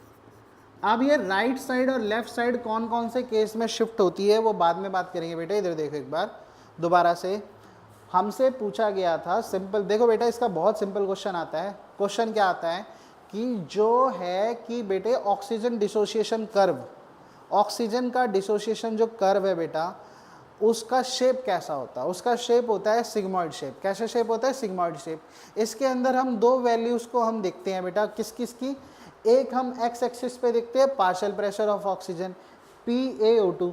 Partial pressure of oxygen कितना होता है बेटे, 80 से 100 mmHg। उसके अलावा हम वाई एक्सिस पे क्या देखते हैं, percentage saturation of haemoglobin with oxygen, कि कितना परसेंट ऑक्सीजन, हीमोग्लोबिन जो है बेटा, आरबीसीज के अंदर क्या प्रेजेंट होता है, हीमोग्लोबिन। हीमोग्लोबिन किससे बाइंड करता है बेटे, गैसेस से, ऑक्सीजन और CO2। तो कितना परसेंट हीमोग्लोबिन बाइंड किया किसके साथ बेटे, ऑक्सीजन के साथ, उसको हम वाई एक्सिस पे रखते हैं। जैसे जैसे पार्शियल प्रेशर, जैसे जैसे हमारे ब्लड के अंदर ऑक्सीजन का लेवल बढ़ेगा, पार्शियल प्रेशर बढ़ेगा, वैसे वैसे उतना ज़्यादा हीमोग्लोबिन क्या करेगा बेटे, बाइंड करेगा। वैसे वैसे आपको ये कर्व देखने को मिलेगा। अब यहाँ पे एक इस क्वेश्चन, चलो इसके अंदर तो ये क्वेश्चन आ गया बेटे, ये सिंपल क्वेश्चन था। पूछा गया था कि ये जो कर्व है उसकी शेप कैसी होती है, एस शेप होती है। एस शेप का बना हुआ है, तो आंसर क्या था, सिग्मॉइड शेप। लेकिन इसके अंदर और भी क्वेश्चन आते हैं, आप ये चार्ट रिमेंबर रख लेना, याद रख लेना बेटे, कि जो ऑक्सीजन हीमोग्लोबिन का डिसोसिएशन कर्व है, अगर मान लो उसमें ये पूछा जाए कि राइट साइड शिफ्ट हो या लेफ्ट साइड शिफ्ट हो, तो राइट साइड शिफ्ट और लेफ्ट साइड शिफ्ट किस केस में हो सकता है। अगर हम बात करें लेफ्ट साइड शिफ्ट की, कर्व की जो लाइन है, एस शेप वाली जो लाइन है, वो पीछे की तरफ शिफ्ट हो जाए, तो हम उसको बोलेंगे बेटे क्या, हम उसको बोलेंगे लेफ्ट शिफ्ट। और ये किस केस में हो सकती है, इंक्रीज एफिनिटी फॉर O2। अगर O2 के लिए क्या बढ़ जाए बेटे, एफिनिटी बढ़ जाए। एफिनिटी का मतलब है कि जरा सा भी क्या बढ़ा, पार्शियल प्रेशर बढ़ा, तुरंत क्या हो गए, ऑक्सीजन हीमोग्लोबिन से अटैच हो गए हैं। लेकिन अगर नॉर्मली आप देखोगे तो जैसे जैसे पार्शियल प्रेशर बढ़ता है, जब सैचुरेशन बढ़ता है। लेकिन अगर क्या हो कि लेफ्ट साइड शिफ्ट हो, शिफ्ट होने का मतलब क्या है, कर्व तेजी से ऊपर चला जाएगा पहले ही। इसका मतलब ये है कि एफिनिटी बढ़ गई O2 के लिए। और ऑक्सीजन के लिए हीमोग्लोबिन की एफिनिटी, यानी हीमोग्लोबिन ऑक्सीजन से ज़्यादा जुड़ना कब पसंद करता है, कौन से केस में, जब CO2 का लेवल क्या हो बेटा, कम हो, हाइड्रोजन आयन का लेवल क्या हो बेटा, कम हो, या फिर आप बोल सकते हो 2,3-DGP का बेटे लेवल कम हो गया हो, या टेम्परेचर कम हो गया हो, या फिर HbF। HbF का मतलब होता है बेटे फीटल हीमोग्लोबिन, यानी जो बच्चा फीटल लाइफ में होता है, जो हीमोग्लोबिन प्रेजेंट होता है। एडल्ट का हीमोग्लोबिन और फीटस का अलग होता है बेटा। क्यों, क्योंकि एडल्ट वाले हीमोग्लोबिन में अल्फा और बीटा चेन होती है, जो फीटल हीमोग्लोबिन होती है उसमें अल्फा और गामा की चेन होती है प्रोटीन की। और जो बच्चों के अंदर हीमोग्लोबिन होता है फीटल लाइफ में, ठीक है, फीटल हीमोग्लोबिन, उसकी ऑक्सीजन से एफिनिटी ज़्यादा होती है एडल्ट हीमोग्लोबिन के मुकाबले। अगर लेकिन कर्व क्या है, एग्जाम में अगर आपसे पूछा जाए राइट साइड शिफ्ट हो गया, तो इस साइड क्या हो रहा था, एफिनिटी बढ़ रही थी। अगर राइट हो गया मतलब ज़्यादा टाइम ले रहा है, बहुत ज़्यादा प्रेशर बढ़ रहा है, जब ऊपर जा रहा है कर्व, इसका मतलब क्या है कि एफिनिटी डिक्रीज हो गई है। क्या हो गई है बेटा, एफिनिटी डिक्रीज। एफिनिटी डिक्रीज किस केस में होती है, एफिनिटी डिक्रीज का मतलब कि अब हीमोग्लोबिन ज़्यादा ऑक्सीजन से बाइंड नहीं कर रहा है। क्यों नहीं कर पा रहा है, किस केस में, सबसे पहले CO2 का लेवल बढ़ गया हो। CO2 का लेवल बढ़ना मतलब CO2 का लेवल हाई होगा तब, या फिर हाइड्रोजन का लेवल बढ़ गया। देखो CO2 का, हाइड्रोजन का, इनका लेवल बढ़ने से क्या हो रहा है बेटे, जो हीमोग्लोबिन है वो प्रेफर करता है CO2 को या फिर CO कार्बन मोनोऑक्साइड को, किसके मुकाबले ज़्यादा, ऑक्सीजन के मुकाबले ज़्यादा एफिनिटी होती है, ठीक है, ऑक्सीजन के मुकाबले ज़्यादा प्रेफर करता है इन्हें। तो एक बात याद आप रखना कि जैसे ही राइट शिफ्ट होगा, इसका मतलब क्या होगा की डिक्रीज हो गई एफिनिटी। कब होती है एफिनिटी डिक्रीज? जब CO2 बढ़ेगा, हाइड्रोजन बढ़ेगा, 2,3-DGP बढ़ेगा या फिर टेम्परेचर बढ़ेगा। टेम्परेचर बढ़ने से भी क्या होगा बेटे? एफिनिटी क्या होगी? कम होगी। ठीक है, तो ये चार्ट याद रखना बेटा, ये एग्जाम में आ सकता है। ठीक है, और कैसे याद रखना है इसको? सिंपल सा एक और सुन लो, एक और बात। जो हीमोग्लोबिन होता है ना बेटा, उसके पार 4 फंक्शनल यूनिट होती है, 4 फंक्शनल यूनिट्स होती है। हीमोग्लोबिन है जो, एक हीमोग्लोबिन कितने से बाइंड करता है बेटे? जो हीमोग्लोबिन है वो 4 ऑक्सीजन से बाइंड करता है। कितने ऑक्सीजन से बाइंड करता है बेटे? 4 ऑक्सीजन से बाइंड करता है। ऐसी अगर मैं बात करूं एक और स्ट्रक्चर की जिसका नाम है बेटे मायोग्लोबिन। मायोग्लोबिन के अंदर कितनी फंक्शनल यूनिट होती है? एक फंक्शनल यूनिट होती है। कितनी फंक्शनल यूनिट होती है? एक फंक्शनल यूनिट। तो इसका मतलब है एक ही ऑक्सीजन से बाइंड करेगा एक टाइम पे मायोग्लोबिन। तो जो देखो अभी तो ऑक्सीजन का कर्व पूछा था, ठीक है, किसमें? पार्शियल प्रेशर ऑफ सैचुरेशन में। लेकिन अगर आपसे कभी ये पूछ रहे ना मायोग्लोबिन का कर्व बताओ, तो मायोग्लोबिन का जो कर्व होता है वो होता है हाइपरबोलिक कर्व। कैसा कर्व होता है? Hyperbolic curve. क्यों होता है हाइपरबोलिक कर्व? क्योंकि मायोग्लोबिन के अंदर सिर्फ एक फंक्शनल यूनिट होती है। कितनी फंक्शनल यूनिट होती है? बस एक। तो बेटे इसका आंसर क्या था? दोबारा, ऑक्सीजन कर्व जो हीमोग्लोबिन है उसका कैसा शेप होता है बेटे? Sigmoid shape. और सिग्मॉइड को आप याद रखना कैसा शेप होता है? S shape.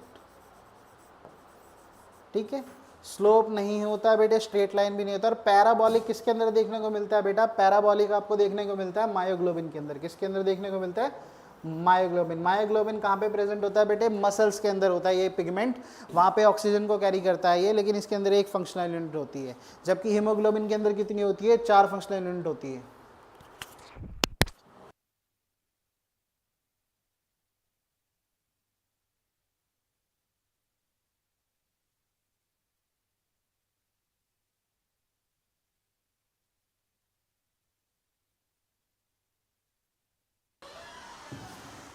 हो गया? चलिए अगला नेक्स्ट क्वेश्चन करते बेटे। Next question is removal of calcium from freshly collected blood will. कि अगर जो ब्लड है हमने फ्रेशली जो कलेक्ट करा है, अगर हम उससे कैल्शियम रिमूव कर दें तो कैल्शियम के रिमूव करने से क्या होगा? क्या हमारा जो ब्लड क्लोटिंग होता था, ब्लड क्लोटिंग क्या होती है बेटे? ब्लड क्लोटिंग एक कैस्केड रिएक्शन है, मतलब सीरीज ऑफ रिएक्शन है, जिसके अंदर क्या होता है बेटे? फाइबर्स का फॉर्मेशन होता है, ताकि हमारे बॉडी में जो ब्लड वेसल रप्चर हुई है उससे और ज़्यादा ब्लड लॉस ना हो। तो सबसे पहले क्या डिले कर देगा ये क्लोटिंग में? दूसरा ऑप्शन प्रिवेंट क्लोटिंग, तीसरा ऑप्शन कॉज इमीडिएट क्लोटिंग, या फिर चौथा ऑप्शन प्रिवेंट हीमोग्लोबिन डिस्ट्रक्शन। ठीक है, क्या बताया आपने? ऑप्शन प्रिवेंट क्लोटिंग, बिल्कुल सही आंसर। इसका आंसर क्या होगा बेटे? Prevent clotting.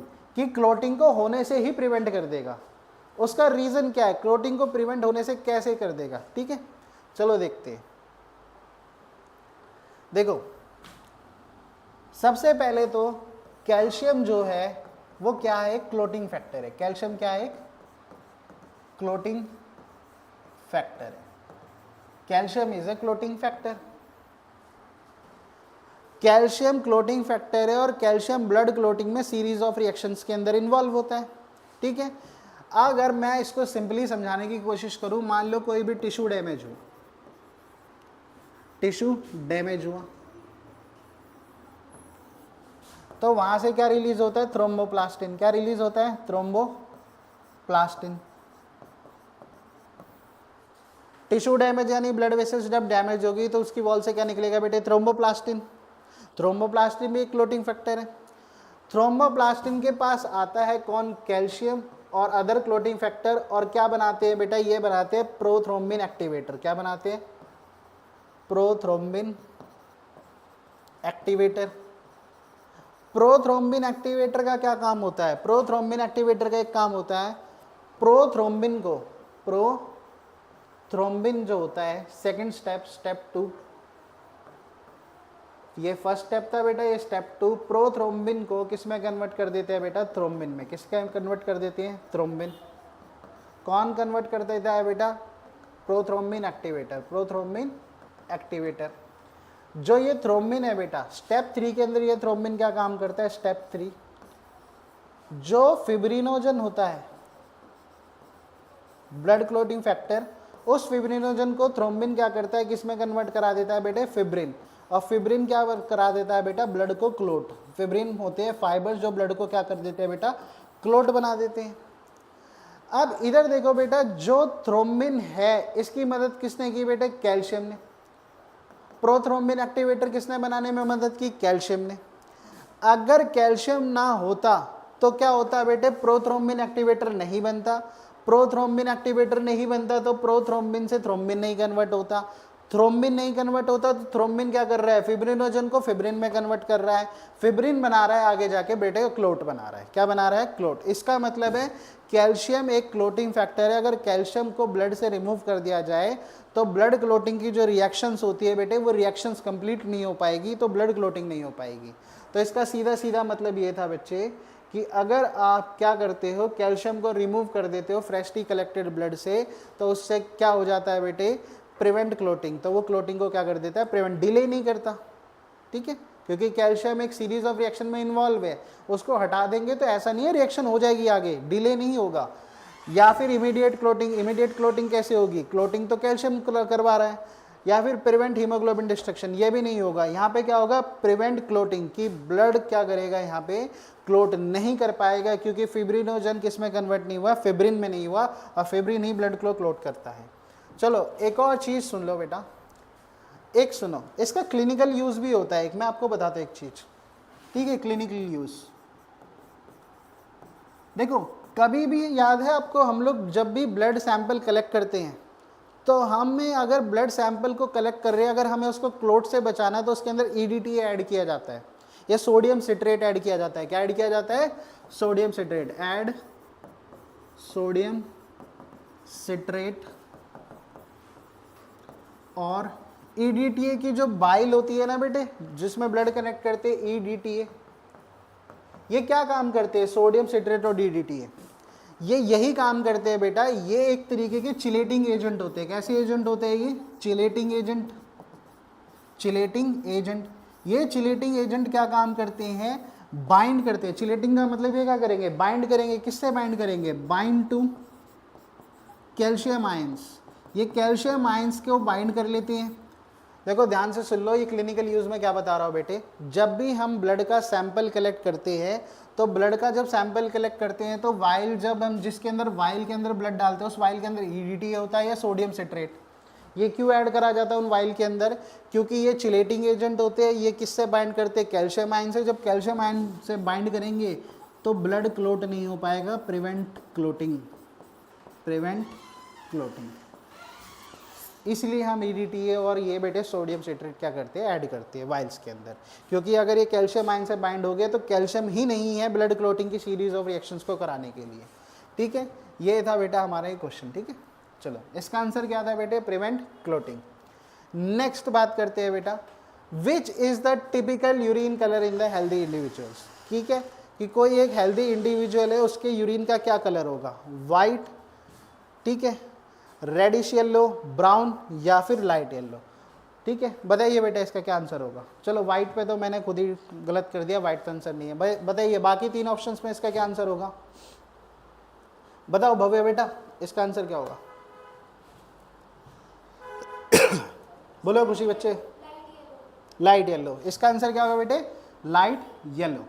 ठीक है, बिल्कुल सही आंसर है इसका, लाइट येलो। अब क्यों होगा लाइट येलो कलर, ठीक है, यूरिन का कलर वाटर की तरह क्यों नहीं होता, ट्रांसपेरेंट, या फिर आप बोलो रेडिश येलो क्यों नहीं होता, ब्राउन क्यों नहीं होता, अब देखते हैं। चलो सबसे पहले तो ध्यान से सुनो, जो यूरिन है इसको फॉर्म कौन करता है, यूरिन का फॉर्मेशन करती है किडनी।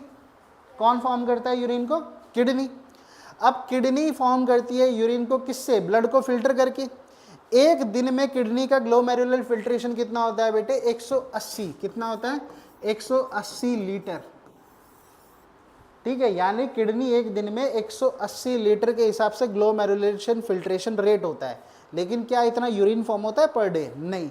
180 लीटर फिल्ट्रेशंस में से ना 99% चीजें रीअब्जॉर्ब हो जाती है। क्या हो जाती है, रीअब्जॉर्ब। और बस 1% है जो एक्सक्रीट होता है एज यूरिन। जो 1% है, only 1% excrete as urine. Only 1% excrete होता है एज यूरिन, और 1% कितना बेटे, लगभग 1500 ml, यानी 1.5 लीटर के लगभग, ठीक है। अब हम बात करते हैं यूरिन की। यहाँ पे यूरिन का कलर पूछा है। सबसे पहले यूरिन का अगर कलर जानना है तो सबसे पहले हमें पता होना चाहिए यूरिन का कंपोजिशंस, कि यूरिन के अंदर क्या क्या चीज़ें प्रेजेंट होती है, ठीक है। सबसे पहले यूरिन के अंदर क्या क्या चीज़ें प्रेजेंट होती है, सबसे कॉमन चीज़ वाटर, ठीक है।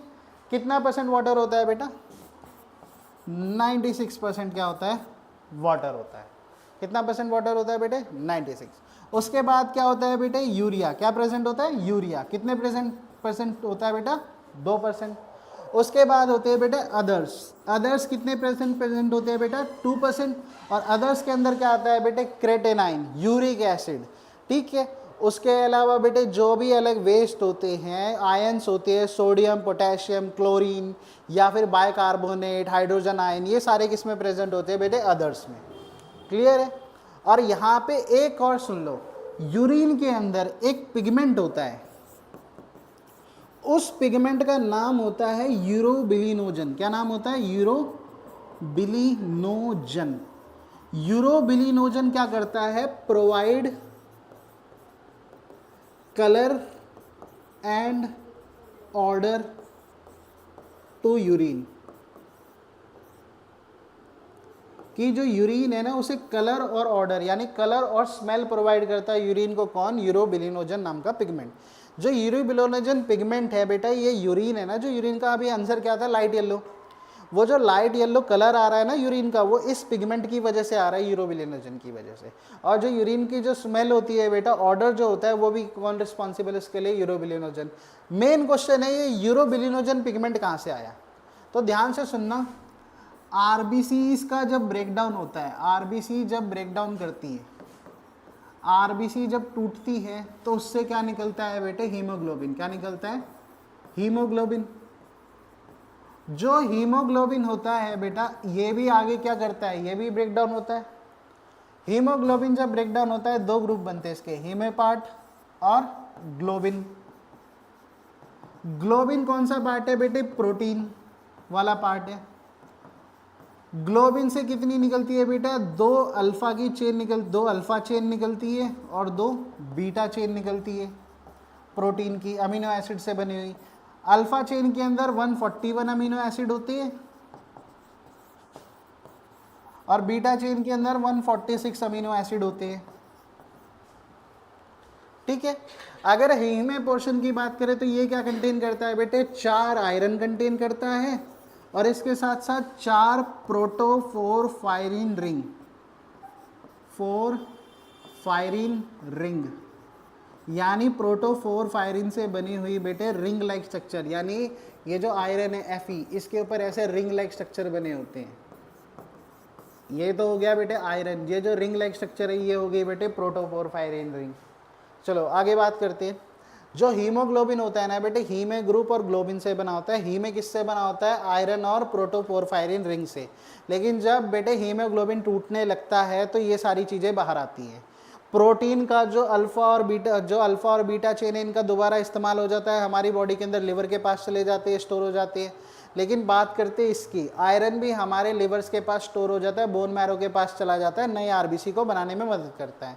लेकिन जो ये प्रोटोपोरफायरिन रिंग है बेटे, इसको एंजाइम्स ब्रेक करते हैं हमारे प्लाज्मा के अंदर, किसमें, बिलीवर्डिन के अंदर। किसमें ब्रेक करते हैं बेटा, बिलीवर्डिन। बिलीवर्डिन क्या ऐसा कलर का पिगमेंट होता है बेटा, ग्रीन कलर का। कैसा कलर का, ग्रीन कलर पिगमेंट। बिलीवर्डिन को, बिलीवर्डिनेस जो एंजाइम है वो इसे तोड़ता है, किसमें कन्वर्ट करता है, बिलीरुबिन में। किसमें कन्वर्ट करता है बेटा, बिलीरुबिन। बिलीरुबिन कैसे कलर का पिगमेंट है, येलो कलर का। कैसे कलर का, येलो कलर पिगमेंट। यहाँ तक सुन लो बेटा दोबारा से। आरबीसी टूटेगा तो उससे हीमोग्लोबिन निकलेगा। जब हीमोग्लोबिन टूटेगा तो बेटे उससे प्रोटोपोरफायरिन रिंग है, उससे क्या बनेगा, बिलीवर्डिन। बिलीवर्डिन कैसे कलर का, ग्रीन कलर का पिगमेंट। बिलीवर्डिन से क्या बनेगा, बिलीरुबिन। किससे बना बेटे, बिलीवर्डिनेज एंजाइम से। कैसे कलर का होता है बेटे, येलो कलर का पिगमेंट। अगर तुमने बिलीरुबिन का नाम नहीं सुना तो सुन लो, येलो कलर का पिगमेंट है, आरबीसी के डिस्ट्रक्शन से बनता है। अगर हमारी बॉडी में कभी भी बिलीरुबिन का लेवल हाई होगा तो बेटे हमें कौन सी बीमारी देखने को मिलती है? जॉन्डिस देखने को मिलता है। क्या देखने को मिलता है? जॉन्डिस। तो आगे सुनो क्या हुआ। अब ये जो बिलीरुबिन था बेटा, बिलीरुबिन था येलो कलर का पिगमेंट था, लेकिन ये बिलीरुबिन कैसा था बेटे? अनकॉन्जुगेटेड था। कैसा था? अनकॉन्जुगेटेड। अनकॉन्जुगेटेड अगर मैं बहुत सिंपली बोलूँ तो यहाँ पे ये वाटर में डिजोल्व नहीं हो पा रहा था अच्छे से। तो अब इस बिलीरुबिन को बाइंड किया गया किसके साथ? Bind with albumin. Bind with albumin. Albumin नाम का जो प्रोटीन होता है हमारे ब्लड के अंदर सबसे ज़्यादा अमाउंट में पाए जाने वाला प्रोटीन है बेटे, ठीक है, एल्बुमिन। ये एल्बुमिन क्या करता है? अपने साथ बिलीरुबिन को बाइंड करता है और कहाँ लेके जाता है? Takes to liver.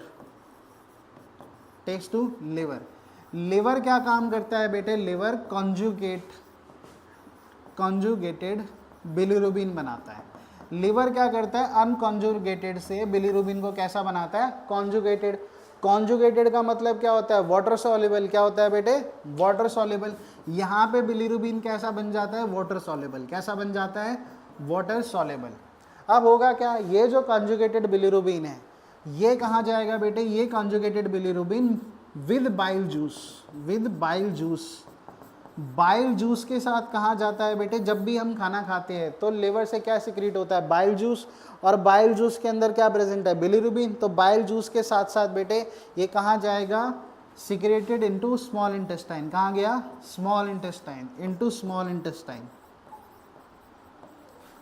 और जो स्मॉल इंटेस्टाइन थी बेटे, स्मॉल इंटेस्टाइन के अंदर बिलीरुबिन कन्वर्ट होता है। बिलीरुबिन को इंटेस्टिनल एंजाइम्स कन्वर्ट कर देते हैं दो पार्ट में। एक होता है यूरोबिलिनोजन और एक पार्ट बन जाता है स्टरकोबिलिन। क्या बन जाता है? स्टरकोबिलिन। स्टरकोबिलिन जो होता है बेटा ये होता है वाटर इनसॉल्युबल, और जो यूरोबिलिनोजन होता है ये होता है वाटर सॉल्युबल। इसका मतलब क्या है? जो यूरोबिलिनोजन है वो पानी में घुलनशील है, वाटर सॉल्युबल है।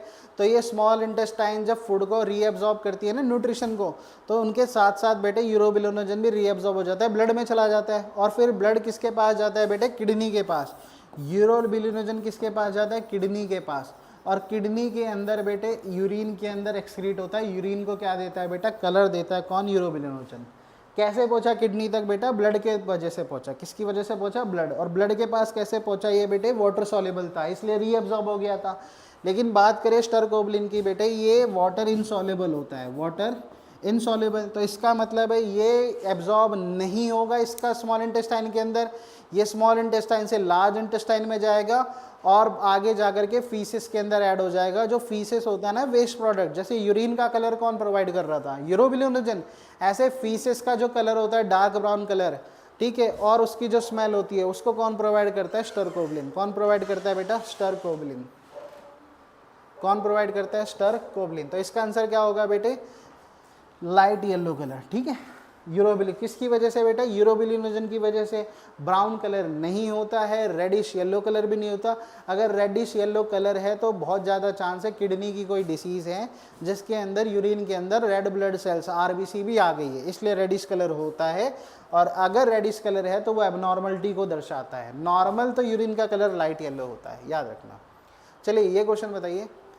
In humans after the first muted division, male germ cells, जो मेल जर्म सेल्स होते हैं, ठीक है, जो मेल जर्म्स होते हैं वो फर्स्ट डिवीजन के बाद क्या बनाते हैं बेटे? स्पर्मेटिड, स्पर्मेटोगोनिया, या फिर प्राइमरी स्पर्मेटोसाइट्स, या फिर सेकेंडरी स्पर्मेटोसाइट्स। ठीक है, क्या बोला आंसर बेटे? Secondary spermatocytes. ठीक है बेटा, शाबाश, बिल्कुल सही आंसर है। इसका मतलब क्या है? देखो सबसे पहले, देखो बहुत सिंपल एंड शॉर्ट में बताता हूँ बेटा। सबसे पहले क्या होते हैं? स्पर्मेटोगोनिया। क्या होते हैं? स्पर्मेटोगोनिया। मेल जर्म सेल कहाँ प्रेजेंट होते हैं? Present in Sertoli cell, present in seminiferous tubule, sorry, कहाँ प्रेजेंट होते हैं? सेमिनिफेरस टिब्यूल्स में, टेस्टिस में। होता क्या है, सबसे पहले स्पर्मेटोगोनिया का माइटोटिक डिवीजन होता है। जब माइटोटिक डिवीजन होता है सबसे पहले क्या होता है, स्पर्मेटोगोनिया होते हैं, मेल जर्म सेल्स होते हैं, सेमिनिफेरस टिब्यूल में प्रेजेंट होते हैं टेस्टिस के अंदर। सबसे पहले इनका क्या होता है बेटे, माइटोटिक डिवीजन, माइटोसिस। जब माइटोसिस खत्म होता है बेटे, किस में कन्वर्ट हो जाते हैं? Primary spermatocyte, primary spermatocyte. आगे जाके प्राइमरी स्पर्मेटोसाइट का क्या होता है बेटे? Meiosis division, meiosis 1। जब मियोसिस 1 पूरा होता है तो ये किस में कन्वर्ट हो जाते हैं बेटे? Secondary spermatocyte, secondary spermatocyte. चलो और आगे सुनो, अब मियोसिस 1 के बाद क्या आएगा? मियोसिस 2। जब मियोसिस 2 होता है, मियोसिस 2, तो मियोसिस 2 के अंदर क्या होता है? सेकेंडरी स्पर्मेटोसाइट किस में कन्वर्ट हो जाता है बेटे? स्पर्मेटिड्स में। किस में? स्पर्मेटिड्स। जो स्पर्मेटिड्स होते हैं वो क्या होते हैं बेटे? Immature sperm. स्पर्मेटिड्स कौन सी रिएक्शन में जाता है? Spermiogenesis, spermiogenesis. और स्पर्मियोजेनेसिस में क्या हो जाता है बेटे? ये मैच्योर हो जाता है, मैच्योर स्पर्म बन जाता है, मैच्योर स्पर्म। और मैच्योर स्पर्म को हम बोलते हैं स्पर्मेटोजोआ, स्पर्मेटोजोआ। मैच्योर स्पर्म में कन्वर्ट हो जाता है, इसे हम क्या बोलते हैं बेटे? स्पर्मेटोजोआ। क्लियर है? चलो, तो यहाँ पे देखो क्या है, मियोसिस 1 के बाद क्या बना? मियोसिस 1 के एंड पे सेकेंडरी स्पर्मेटोसाइट्स। मियोसिस 2 के बाद क्या बना बेटे? मियोसिस 2 के बाद बना स्पर्मेटिड्स। माइटोटिक के बाद क्या बना? Primary spermatocytes. ठीक है, अब ध्यान से सुनना, माइटोसिस जब पूरा हुआ था तो क्या बना बेटे? Primary spermatocytes. जब मियोसिस 1 पूरा हुआ, मियोसिस 1, तो क्या बना ये? मियोसिस 1 में सेकेंडरी स्पर्मेटोसाइट्स, सेकेंडरी स्पर्मेटोसाइट्स। जब मियोसिस 2 पूरा हुआ, मियोसिस 2, तो क्या बना ये? मियोसिस 2 के बाद बेटे स्पर्मेटिड्स। क्या बना? Spermatids, immature sperm. और स्पर्मियोजेनेसिस रिएक्शन में जाने के बाद स्पर्मेटिड्स किस में कन्वर्ट हुआ बेटे? स्पर्मेटोजोआ में। तो हमसे ऑप्शंस में क्या पूछा है बेटे? हमसे ऑप्शन में ये पूछा है कि ह्यूमंस में फर्स्ट मियोटिक डिवीजन, मियोसिस यानी मियोसिस 1 के बाद जो मेल जर्म सेल्स था वो क्या बनेगा? अभी हमने पढ़ा था कि माइटोटिक के बाद तो प्राइमरी स्पर्मेटोसाइट बनता है, मियोसिस 1 के बाद सेकेंडरी बनता है, तो यहाँ पे आंसर क्या आएगा बेटा? सेकेंडरी। अच्छा और सुनो, मियोसिस 2 के बाद क्या बनेगा? मियोसिस 2 के बाद बनेगा स्पर्मेटिड्स। तो स्पर्मेटिड्स कब बनेगा? After meiosis 2, after meiosis 2। अगर पेपर में आपसे ये क्वेश्चन पूछ ले कि बेटा मियोसिस 2 के बाद किसमें कन्वर्ट होगा मेल जर्म सेल? स्पर्मेटिड्स में। स्पर्मेटोगोनिया क्या होती है बेटे? स्पर्मेटोगोनिया मेल जर्म सेल्स होती है, जो अभी क्या है बेटे?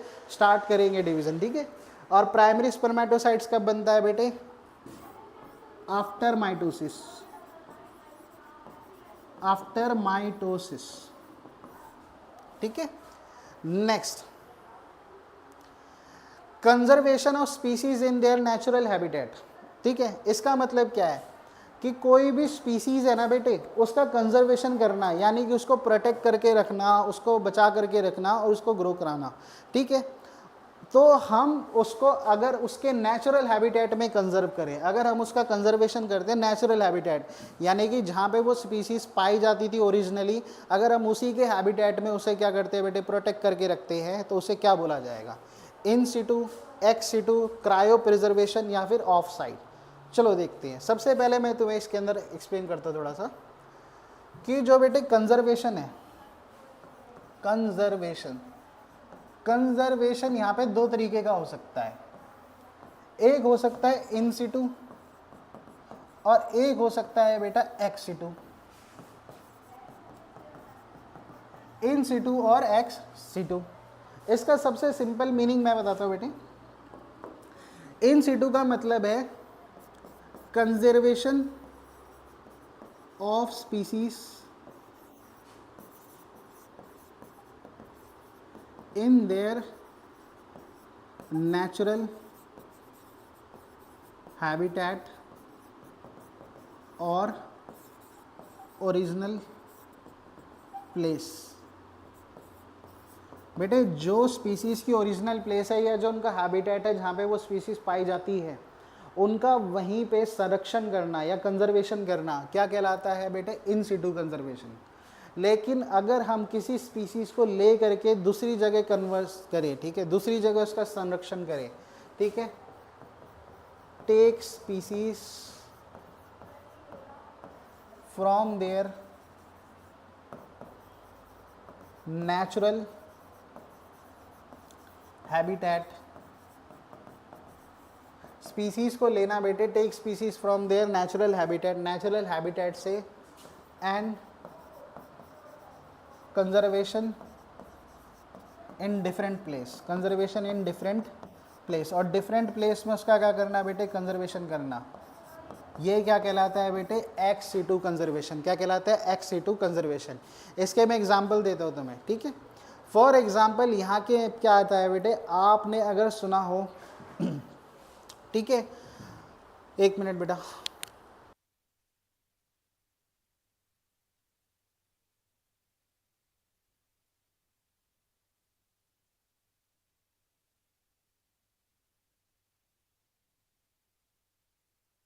ठीक है। अब ध्यान से सुनो, जो सबसे पहला है इन सिटू कंजर्वेशन। इन सिटू कंजर्वेशन स्पीसीज प्रोटेक्ट की जाती है, कंजर्व की जाती है उनके खुद के नेचुरल हैबिटेट में। इसका एग्जाम्पल क्या है बेटे? जैसे फॉर एग्जाम्पल आपने नाम सुना है, जैसे हमारे इंडिया में क्या है बेटे? नेचुरल पार्क्स बने हुए हैं, ठीक है, यानी कि हमारे में नेशनल पार्क्स बने, जैसे जिम कॉर्बेट नाम सुना आपने? जिम कॉर्बेट, या फिर वाइल्ड लाइफ सेंचुरीज बनी हुई है भरतपुर में, ठीक है। तो लिख लो इसका example, national park. National park, national park यानी कि एक फॉरेस्ट का एरिया था बेटे, उसको नेशनल पार्क घोषित कर दिया है। वहाँ पे हंटिंग वगैरह इलीगल है। वहाँ पे क्या है, जो स्पीसीज जो एनिमल्स की वहाँ पाई जाती थी वो अपने नेचुरल हैबिटेट में प्रोटेक्टेड है और वहीं पे ग्रो कर रही है। उसको क्या बोलते हैं? Conservation in Situ. National park, इसका एग्जाम्पल नेशनल कौन सा एग्जाम्पल लिख लेना? Jim Corbett. ये भी याद रखना, क्या पता पूछ ले, नेशनल पार्क एग्जाम्पल, ठीक है। या फिर wild life sanctuaries, wild life sanctuaries.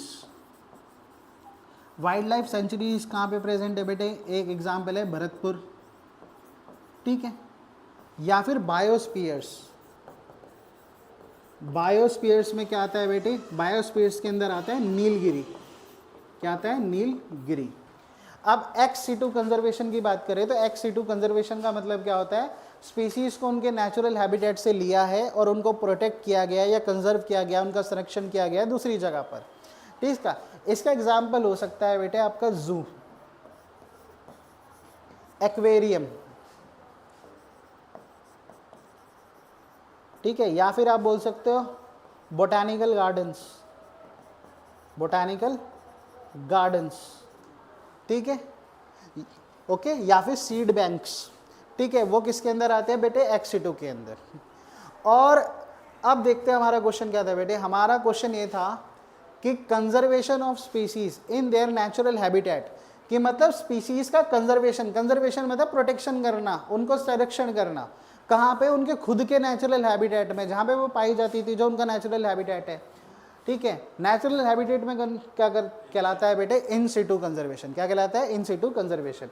Ex situ कहाँ पे होता है बेटे? हम स्पीसीज को दूसरी प्लेस पे प्लेस करते हैं प्रोटेक्ट करने के लिए। एक्स सिटू का एग्जाम्पल जूज हैं, एक्वेरियम्स है, बॉटेनिकल गार्डन्स है, प्लांट बैंक्स है, सीड्स बैंक है। और ऑफ साइट बेटे इसका आंसर नहीं होगा, ऑफ साइट का लेना देना नहीं है कंजर्वेशन से। और क्रायो प्रिजर्वेशन, चलो क्रायो प्रिजर्वेशन याद रखना कि जब आप बहुत कम टेम्परेचर पे किसी चीज़ को प्रिजर्व करके रखते हो, ठीक है, जैसे आप लिक्विड नाइट्रोजन का इस्तेमाल करते हो प्रिजर्व करने के लिए, इसको बहुत लो टेम्परेचर पे, कोल्ड टेम्परेचर का यूज़ करते हो, उसको बोलते हैं क्रायो प्रिजर्वेशन। यहाँ पे हमसे कंजर्वेशन पूछा था, क्या आंसर होगा बेटा इसका? इन सिटू कंजर्वेशन, ठीक है। अब ये बहुत आसान क्वेश्चन है, which of this is not a part of physical environment, कि फिजिकल एनवायरनमेंट का कौन सा पार्ट नहीं है। जैसे बायोलॉजी का एक छोटा सा चैप्टर आता है इकोलॉजी, ठीक है, इन्वायरमेंट की स्टडी करना, उसके अंदर ये पूछा गया है बेटा इनमें से कौन सा फिजिकल एनवायरनमेंट का पार्ट नहीं है। जैसे क्या एग्जांपल्स है? टेम्परेचर, लाइट, ह्यूमिडिटी, ऑर्गेनिज्म, इसमें से कौन सा पार्ट नहीं है फिजिकल एनवायरनमेंट का? तो सबसे पहले तो ध्यान से सुनो, इकोलॉजी। ठीक है। इकोलॉजी, इकोलॉजी के अंदर भी हम बात करें एनवायरनमेंट, इकोलॉजी के अंदर हम किसकी स्टडी करते हैं, एनवायरनमेंट की। और एनवायरनमेंट के जो कंपोनेंट्स होते हैं वो दो टाइप में डिवाइड होते हैं, कंपोनेंट्स ऑफ एनवायरनमेंट या फिर एनवायरनमेंट कंपोनेंट्स, वो दो टाइप में डिवाइड होते हैं। एक होते हैं एबायोटिक कंपोनेंट्स या हम जिन्हें बोलते हैं फिजिकल कंपोनेंट्स, फिजिकल कंपोनेंट्स। दूसरे होते हैं बायोटिक कंपोनेंट्स। कौन से होते हैं दूसरे, बायोटिक कंपोनेंट्स। जो बायोटिक कंपोनेंट्स होते हैं उन्हें हम बोलते हैं बेटा लिविंग कंपोनेंट्स, ठीक है। अब यहाँ पे देखो बायोटिक कंपोनेंट्स और ये जो एबायोटिक है, चलो दोबारा से सुनो। जो ये क्वेश्चन था वो इकोलॉजी से है, इकोलॉजी के अंदर हम एनवायरनमेंट की स्टडी करते हैं। यहाँ पे हम क्या पढ़ रहे हैं, यहाँ पे हमसे पूछा गया है कि उनमें से कौन सा पार्ट एबायोटिक कंपोनेंट्स का नहीं था। तो ध्यान से सुनो, एनवायरनमेंट कंपोनेंट्स दो पार्ट में डिवाइड हो सकते हैं, एबायोटिक कंपोनेंट्स और बायोटिक कंपोनेंट्स। एबायोटिक कंपोनेंट्स के अंदर क्या आ सकते हैं, ध्यान से सुनना। एबायोटिक कंपोनेंट्स यानी फिजिकल कंपोनेंट्स क्या आ सकते हैं, सॉइल आ सकती है, सॉइल इज एबायोटिक कंपोनेंट, ठीक है, फिजिकल कंपोनेंट। पीएच आ सकता है, टेम्परेचर आ सकता है, ह्यूमिडिटी आ सकती है, वाटर आ सकता है। ये सारी की सारी चीज़ें क्या है बेटा, ये सारी की सारी चीज़ें हैं एबायोटिक कंपोनेंट्स, ठीक है। और अगर हम बायोटिक की बात करें तो बायोटिक में ये याद रखना, ऑल ऑर्गेनिजम्स, जितने भी ऑर्गेनिजम्स है वो सारे किसका पार्ट होते हैं बेटे, बायोटिक कंपोनेंट्स का। जब मैं बात कह रहा हूँ ना ऑल ऑर्गेनिजम्स की, तो मैं सबको इंक्लूड कर रहा हूँ। मैं बैक्टीरिया को भी बात कर रहा हूँ, मैं फंगस की भी बात कर रहा हूँ, फंगाई की भी, मैं प्रोटोजोआ की भी बात कर रहा हूँ, मैं ह्यूमंस की भी बात कर रहा हूँ मैं, ठीक है। ये सारे के सारे जो भी ऑर्गेनिजम्स है ये सब किस में आते हैं बेटे, बायोटिक कंपोनेंट्स के अंदर। किसके अंदर आते हैं, बायोटिक कंपोनेंट्स। तो हमसे क्वेश्चन में बेटे पूछा ये गया था कि which of these is not part of the physical environment, यानी कि ए बायोटिक कंपोनेंट एनवायरनमेंट का पार्ट नहीं है, ए बायोटिक कंपोनेंट का पार्ट नहीं है। तो टेम्परेचर तो था फिजिकल एनवायरनमेंट का पार्ट, लाइट भी था, ह्यूमिडिटी भी था। कौन सा नहीं होता पार्ट, ऑर्गेनिज्म। कौन सा नहीं होता पार्ट, ऑर्गेनिज्म। जितने भी सारे ऑर्गेनिजम्स होते हैं वो किसका पार्ट होते हैं, बायोटिक कंपोनेंट का। किसका पार्ट होते हैं, बायोटिक कंपोनेंट का, ठीक है। ए बायोटिक का कौन पार्ट होते हैं, फिजिकल कंपोनेंट्स। नेक्स्ट बेटे बहुत आसान, select the pair that contains only viral diseases. इसमें से हमें वो पेयर सिलेक्ट करने हैं जो वायरल डिसीजेस हैं, ठीक है। सबसे पहला ये डिसीजेस के नाम लिखे, mumps, small pox, herpes, influenza, ठीक है। तो ये सारे के सारे किसके नाम लिखे हैं बच्चों, ये डिसीजेस के नाम लिखे हैं। कोलेरा भी डिसीज है, टाइफाइड भी डिसीज है। लास्ट ऑप्शन है both A and B, A and B यानी ये दोनों, ठीक है। तो बताओ इनमें से कौन सा जो पार्ट है वो वायरल डिसीजेस का नहीं है। Sorry, select the pair that contains viral disease. कौन से ऐसे पेयर है जो सिर्फ वायरल डिसीजेस होती है, जिनसे क्या होती है, वायरल डिसीजेस। क्या आंसर क्या बोला बेटे आपने, बहुत ए एम बी, बिल्कुल करेक्ट आंसर, बिल्कुल सही, 100%। क्यों, देखो mumps, smallpox, herpes, influenza, ये जो चारों डिसऑर्डर्स है या डिसीजेस हैं, मैं बोलता हूँ ये वायरल डिसीजेस है, क्योंकि इनका कॉजेटिव ऑर्गेनिज्म क्या है, एक वायरस है। कौन सा वायरस है, हर्पेक्स का है HSV, herpes simplex virus. Influenza का influenza virus, influenza A, influenza type A, type B, type C. जो स्मॉल पॉक्स है बेटे उसका भी क्या है, वायरस है। जो मम्स है उसका भी बेटे क्या है, वायरस है। अब कौन सा वायरस है, मम्स का, स्मॉल पॉक्स का, उसका याद रखना, ठीक है। जो मम्स कॉज करने वाले वायरस है उसका नाम है paramyxo virus, paramyxo virus. Small pox करने वाले वायरस का नाम है वेरियोला वायरस, ठीक है। उसके बाद हर्पेक्स करने वाले का नाम क्या है, HSV, herpes simplex virus. Influenza करने वाले का नाम तो इन्फ्लुएंजा वायरस ही है, बस इन्फ्लुएंजा के अलग अलग टाइप होते हैं, A, B और C। तो हमारा ऑप्शन ये सही था, दोनों A और B दोनों क्या है, वायरल डिसीजेस है। तो बचता है हमारा कॉलरा और टाइफाइड। चलिए इनकी भी बात करते हैं। कॉलरा क्या होता है बेटे, डायरियल डिसीज होती है, ठीक है। कॉलरा एक डिसीज है जिसके अंदर पर्सन को प्रीफ्यूज डायरिया आता है। टाइफाइड आपने सुना होगा सबने टाइफाइड फीवर के बारे में। ये दोनों किसकी वजह से होते हैं? वायरस की वजह से नहीं, ये दोनों होते हैं बैक्टीरिया की वजह से। कॉलरा को करने वाले बैक्टीरिया का नाम क्या होता है बेटे? कॉलरा को करने वाले बैक्टीरिया का नाम होता है विब्रियो कॉलेरा। क्या नाम होता है? विब्रियो कॉलेरा बैक्टीरिया नाम है बेटे बैक्टीरिया का, विब्रियो कॉलेरा। विब्रियो मतलब कॉमा जैसी शेप होती है उस बैक्टीरिया की। जो टाइफाइड है, टाइफाइड को करने वाले बैक्टीरिया का नाम क्या होता है? साल्मोनेला, साल्मोनेला टाइफी या टाइफस, ठीक है। साल्मोनेला टाइफी बैक्टीरिया, ये बेटे दोनों की दोनों बीमारियां किस वजह से हुई है? बैक्टीरिया से। तो आंसर ये नहीं होगा। यहाँ पे पूछा गया था कि कौन सी बेटे वायरल डिसीजेस होती है, कौन? ये है स्मॉल पॉक्स, हर्पेक्स और इन्फ्लुएंजा, ये सारी वायरल डिसीजेस है। तो बेटे ये कुछ थोड़े से क्वेश्चंस थे बायोलॉजी के, ठीक है।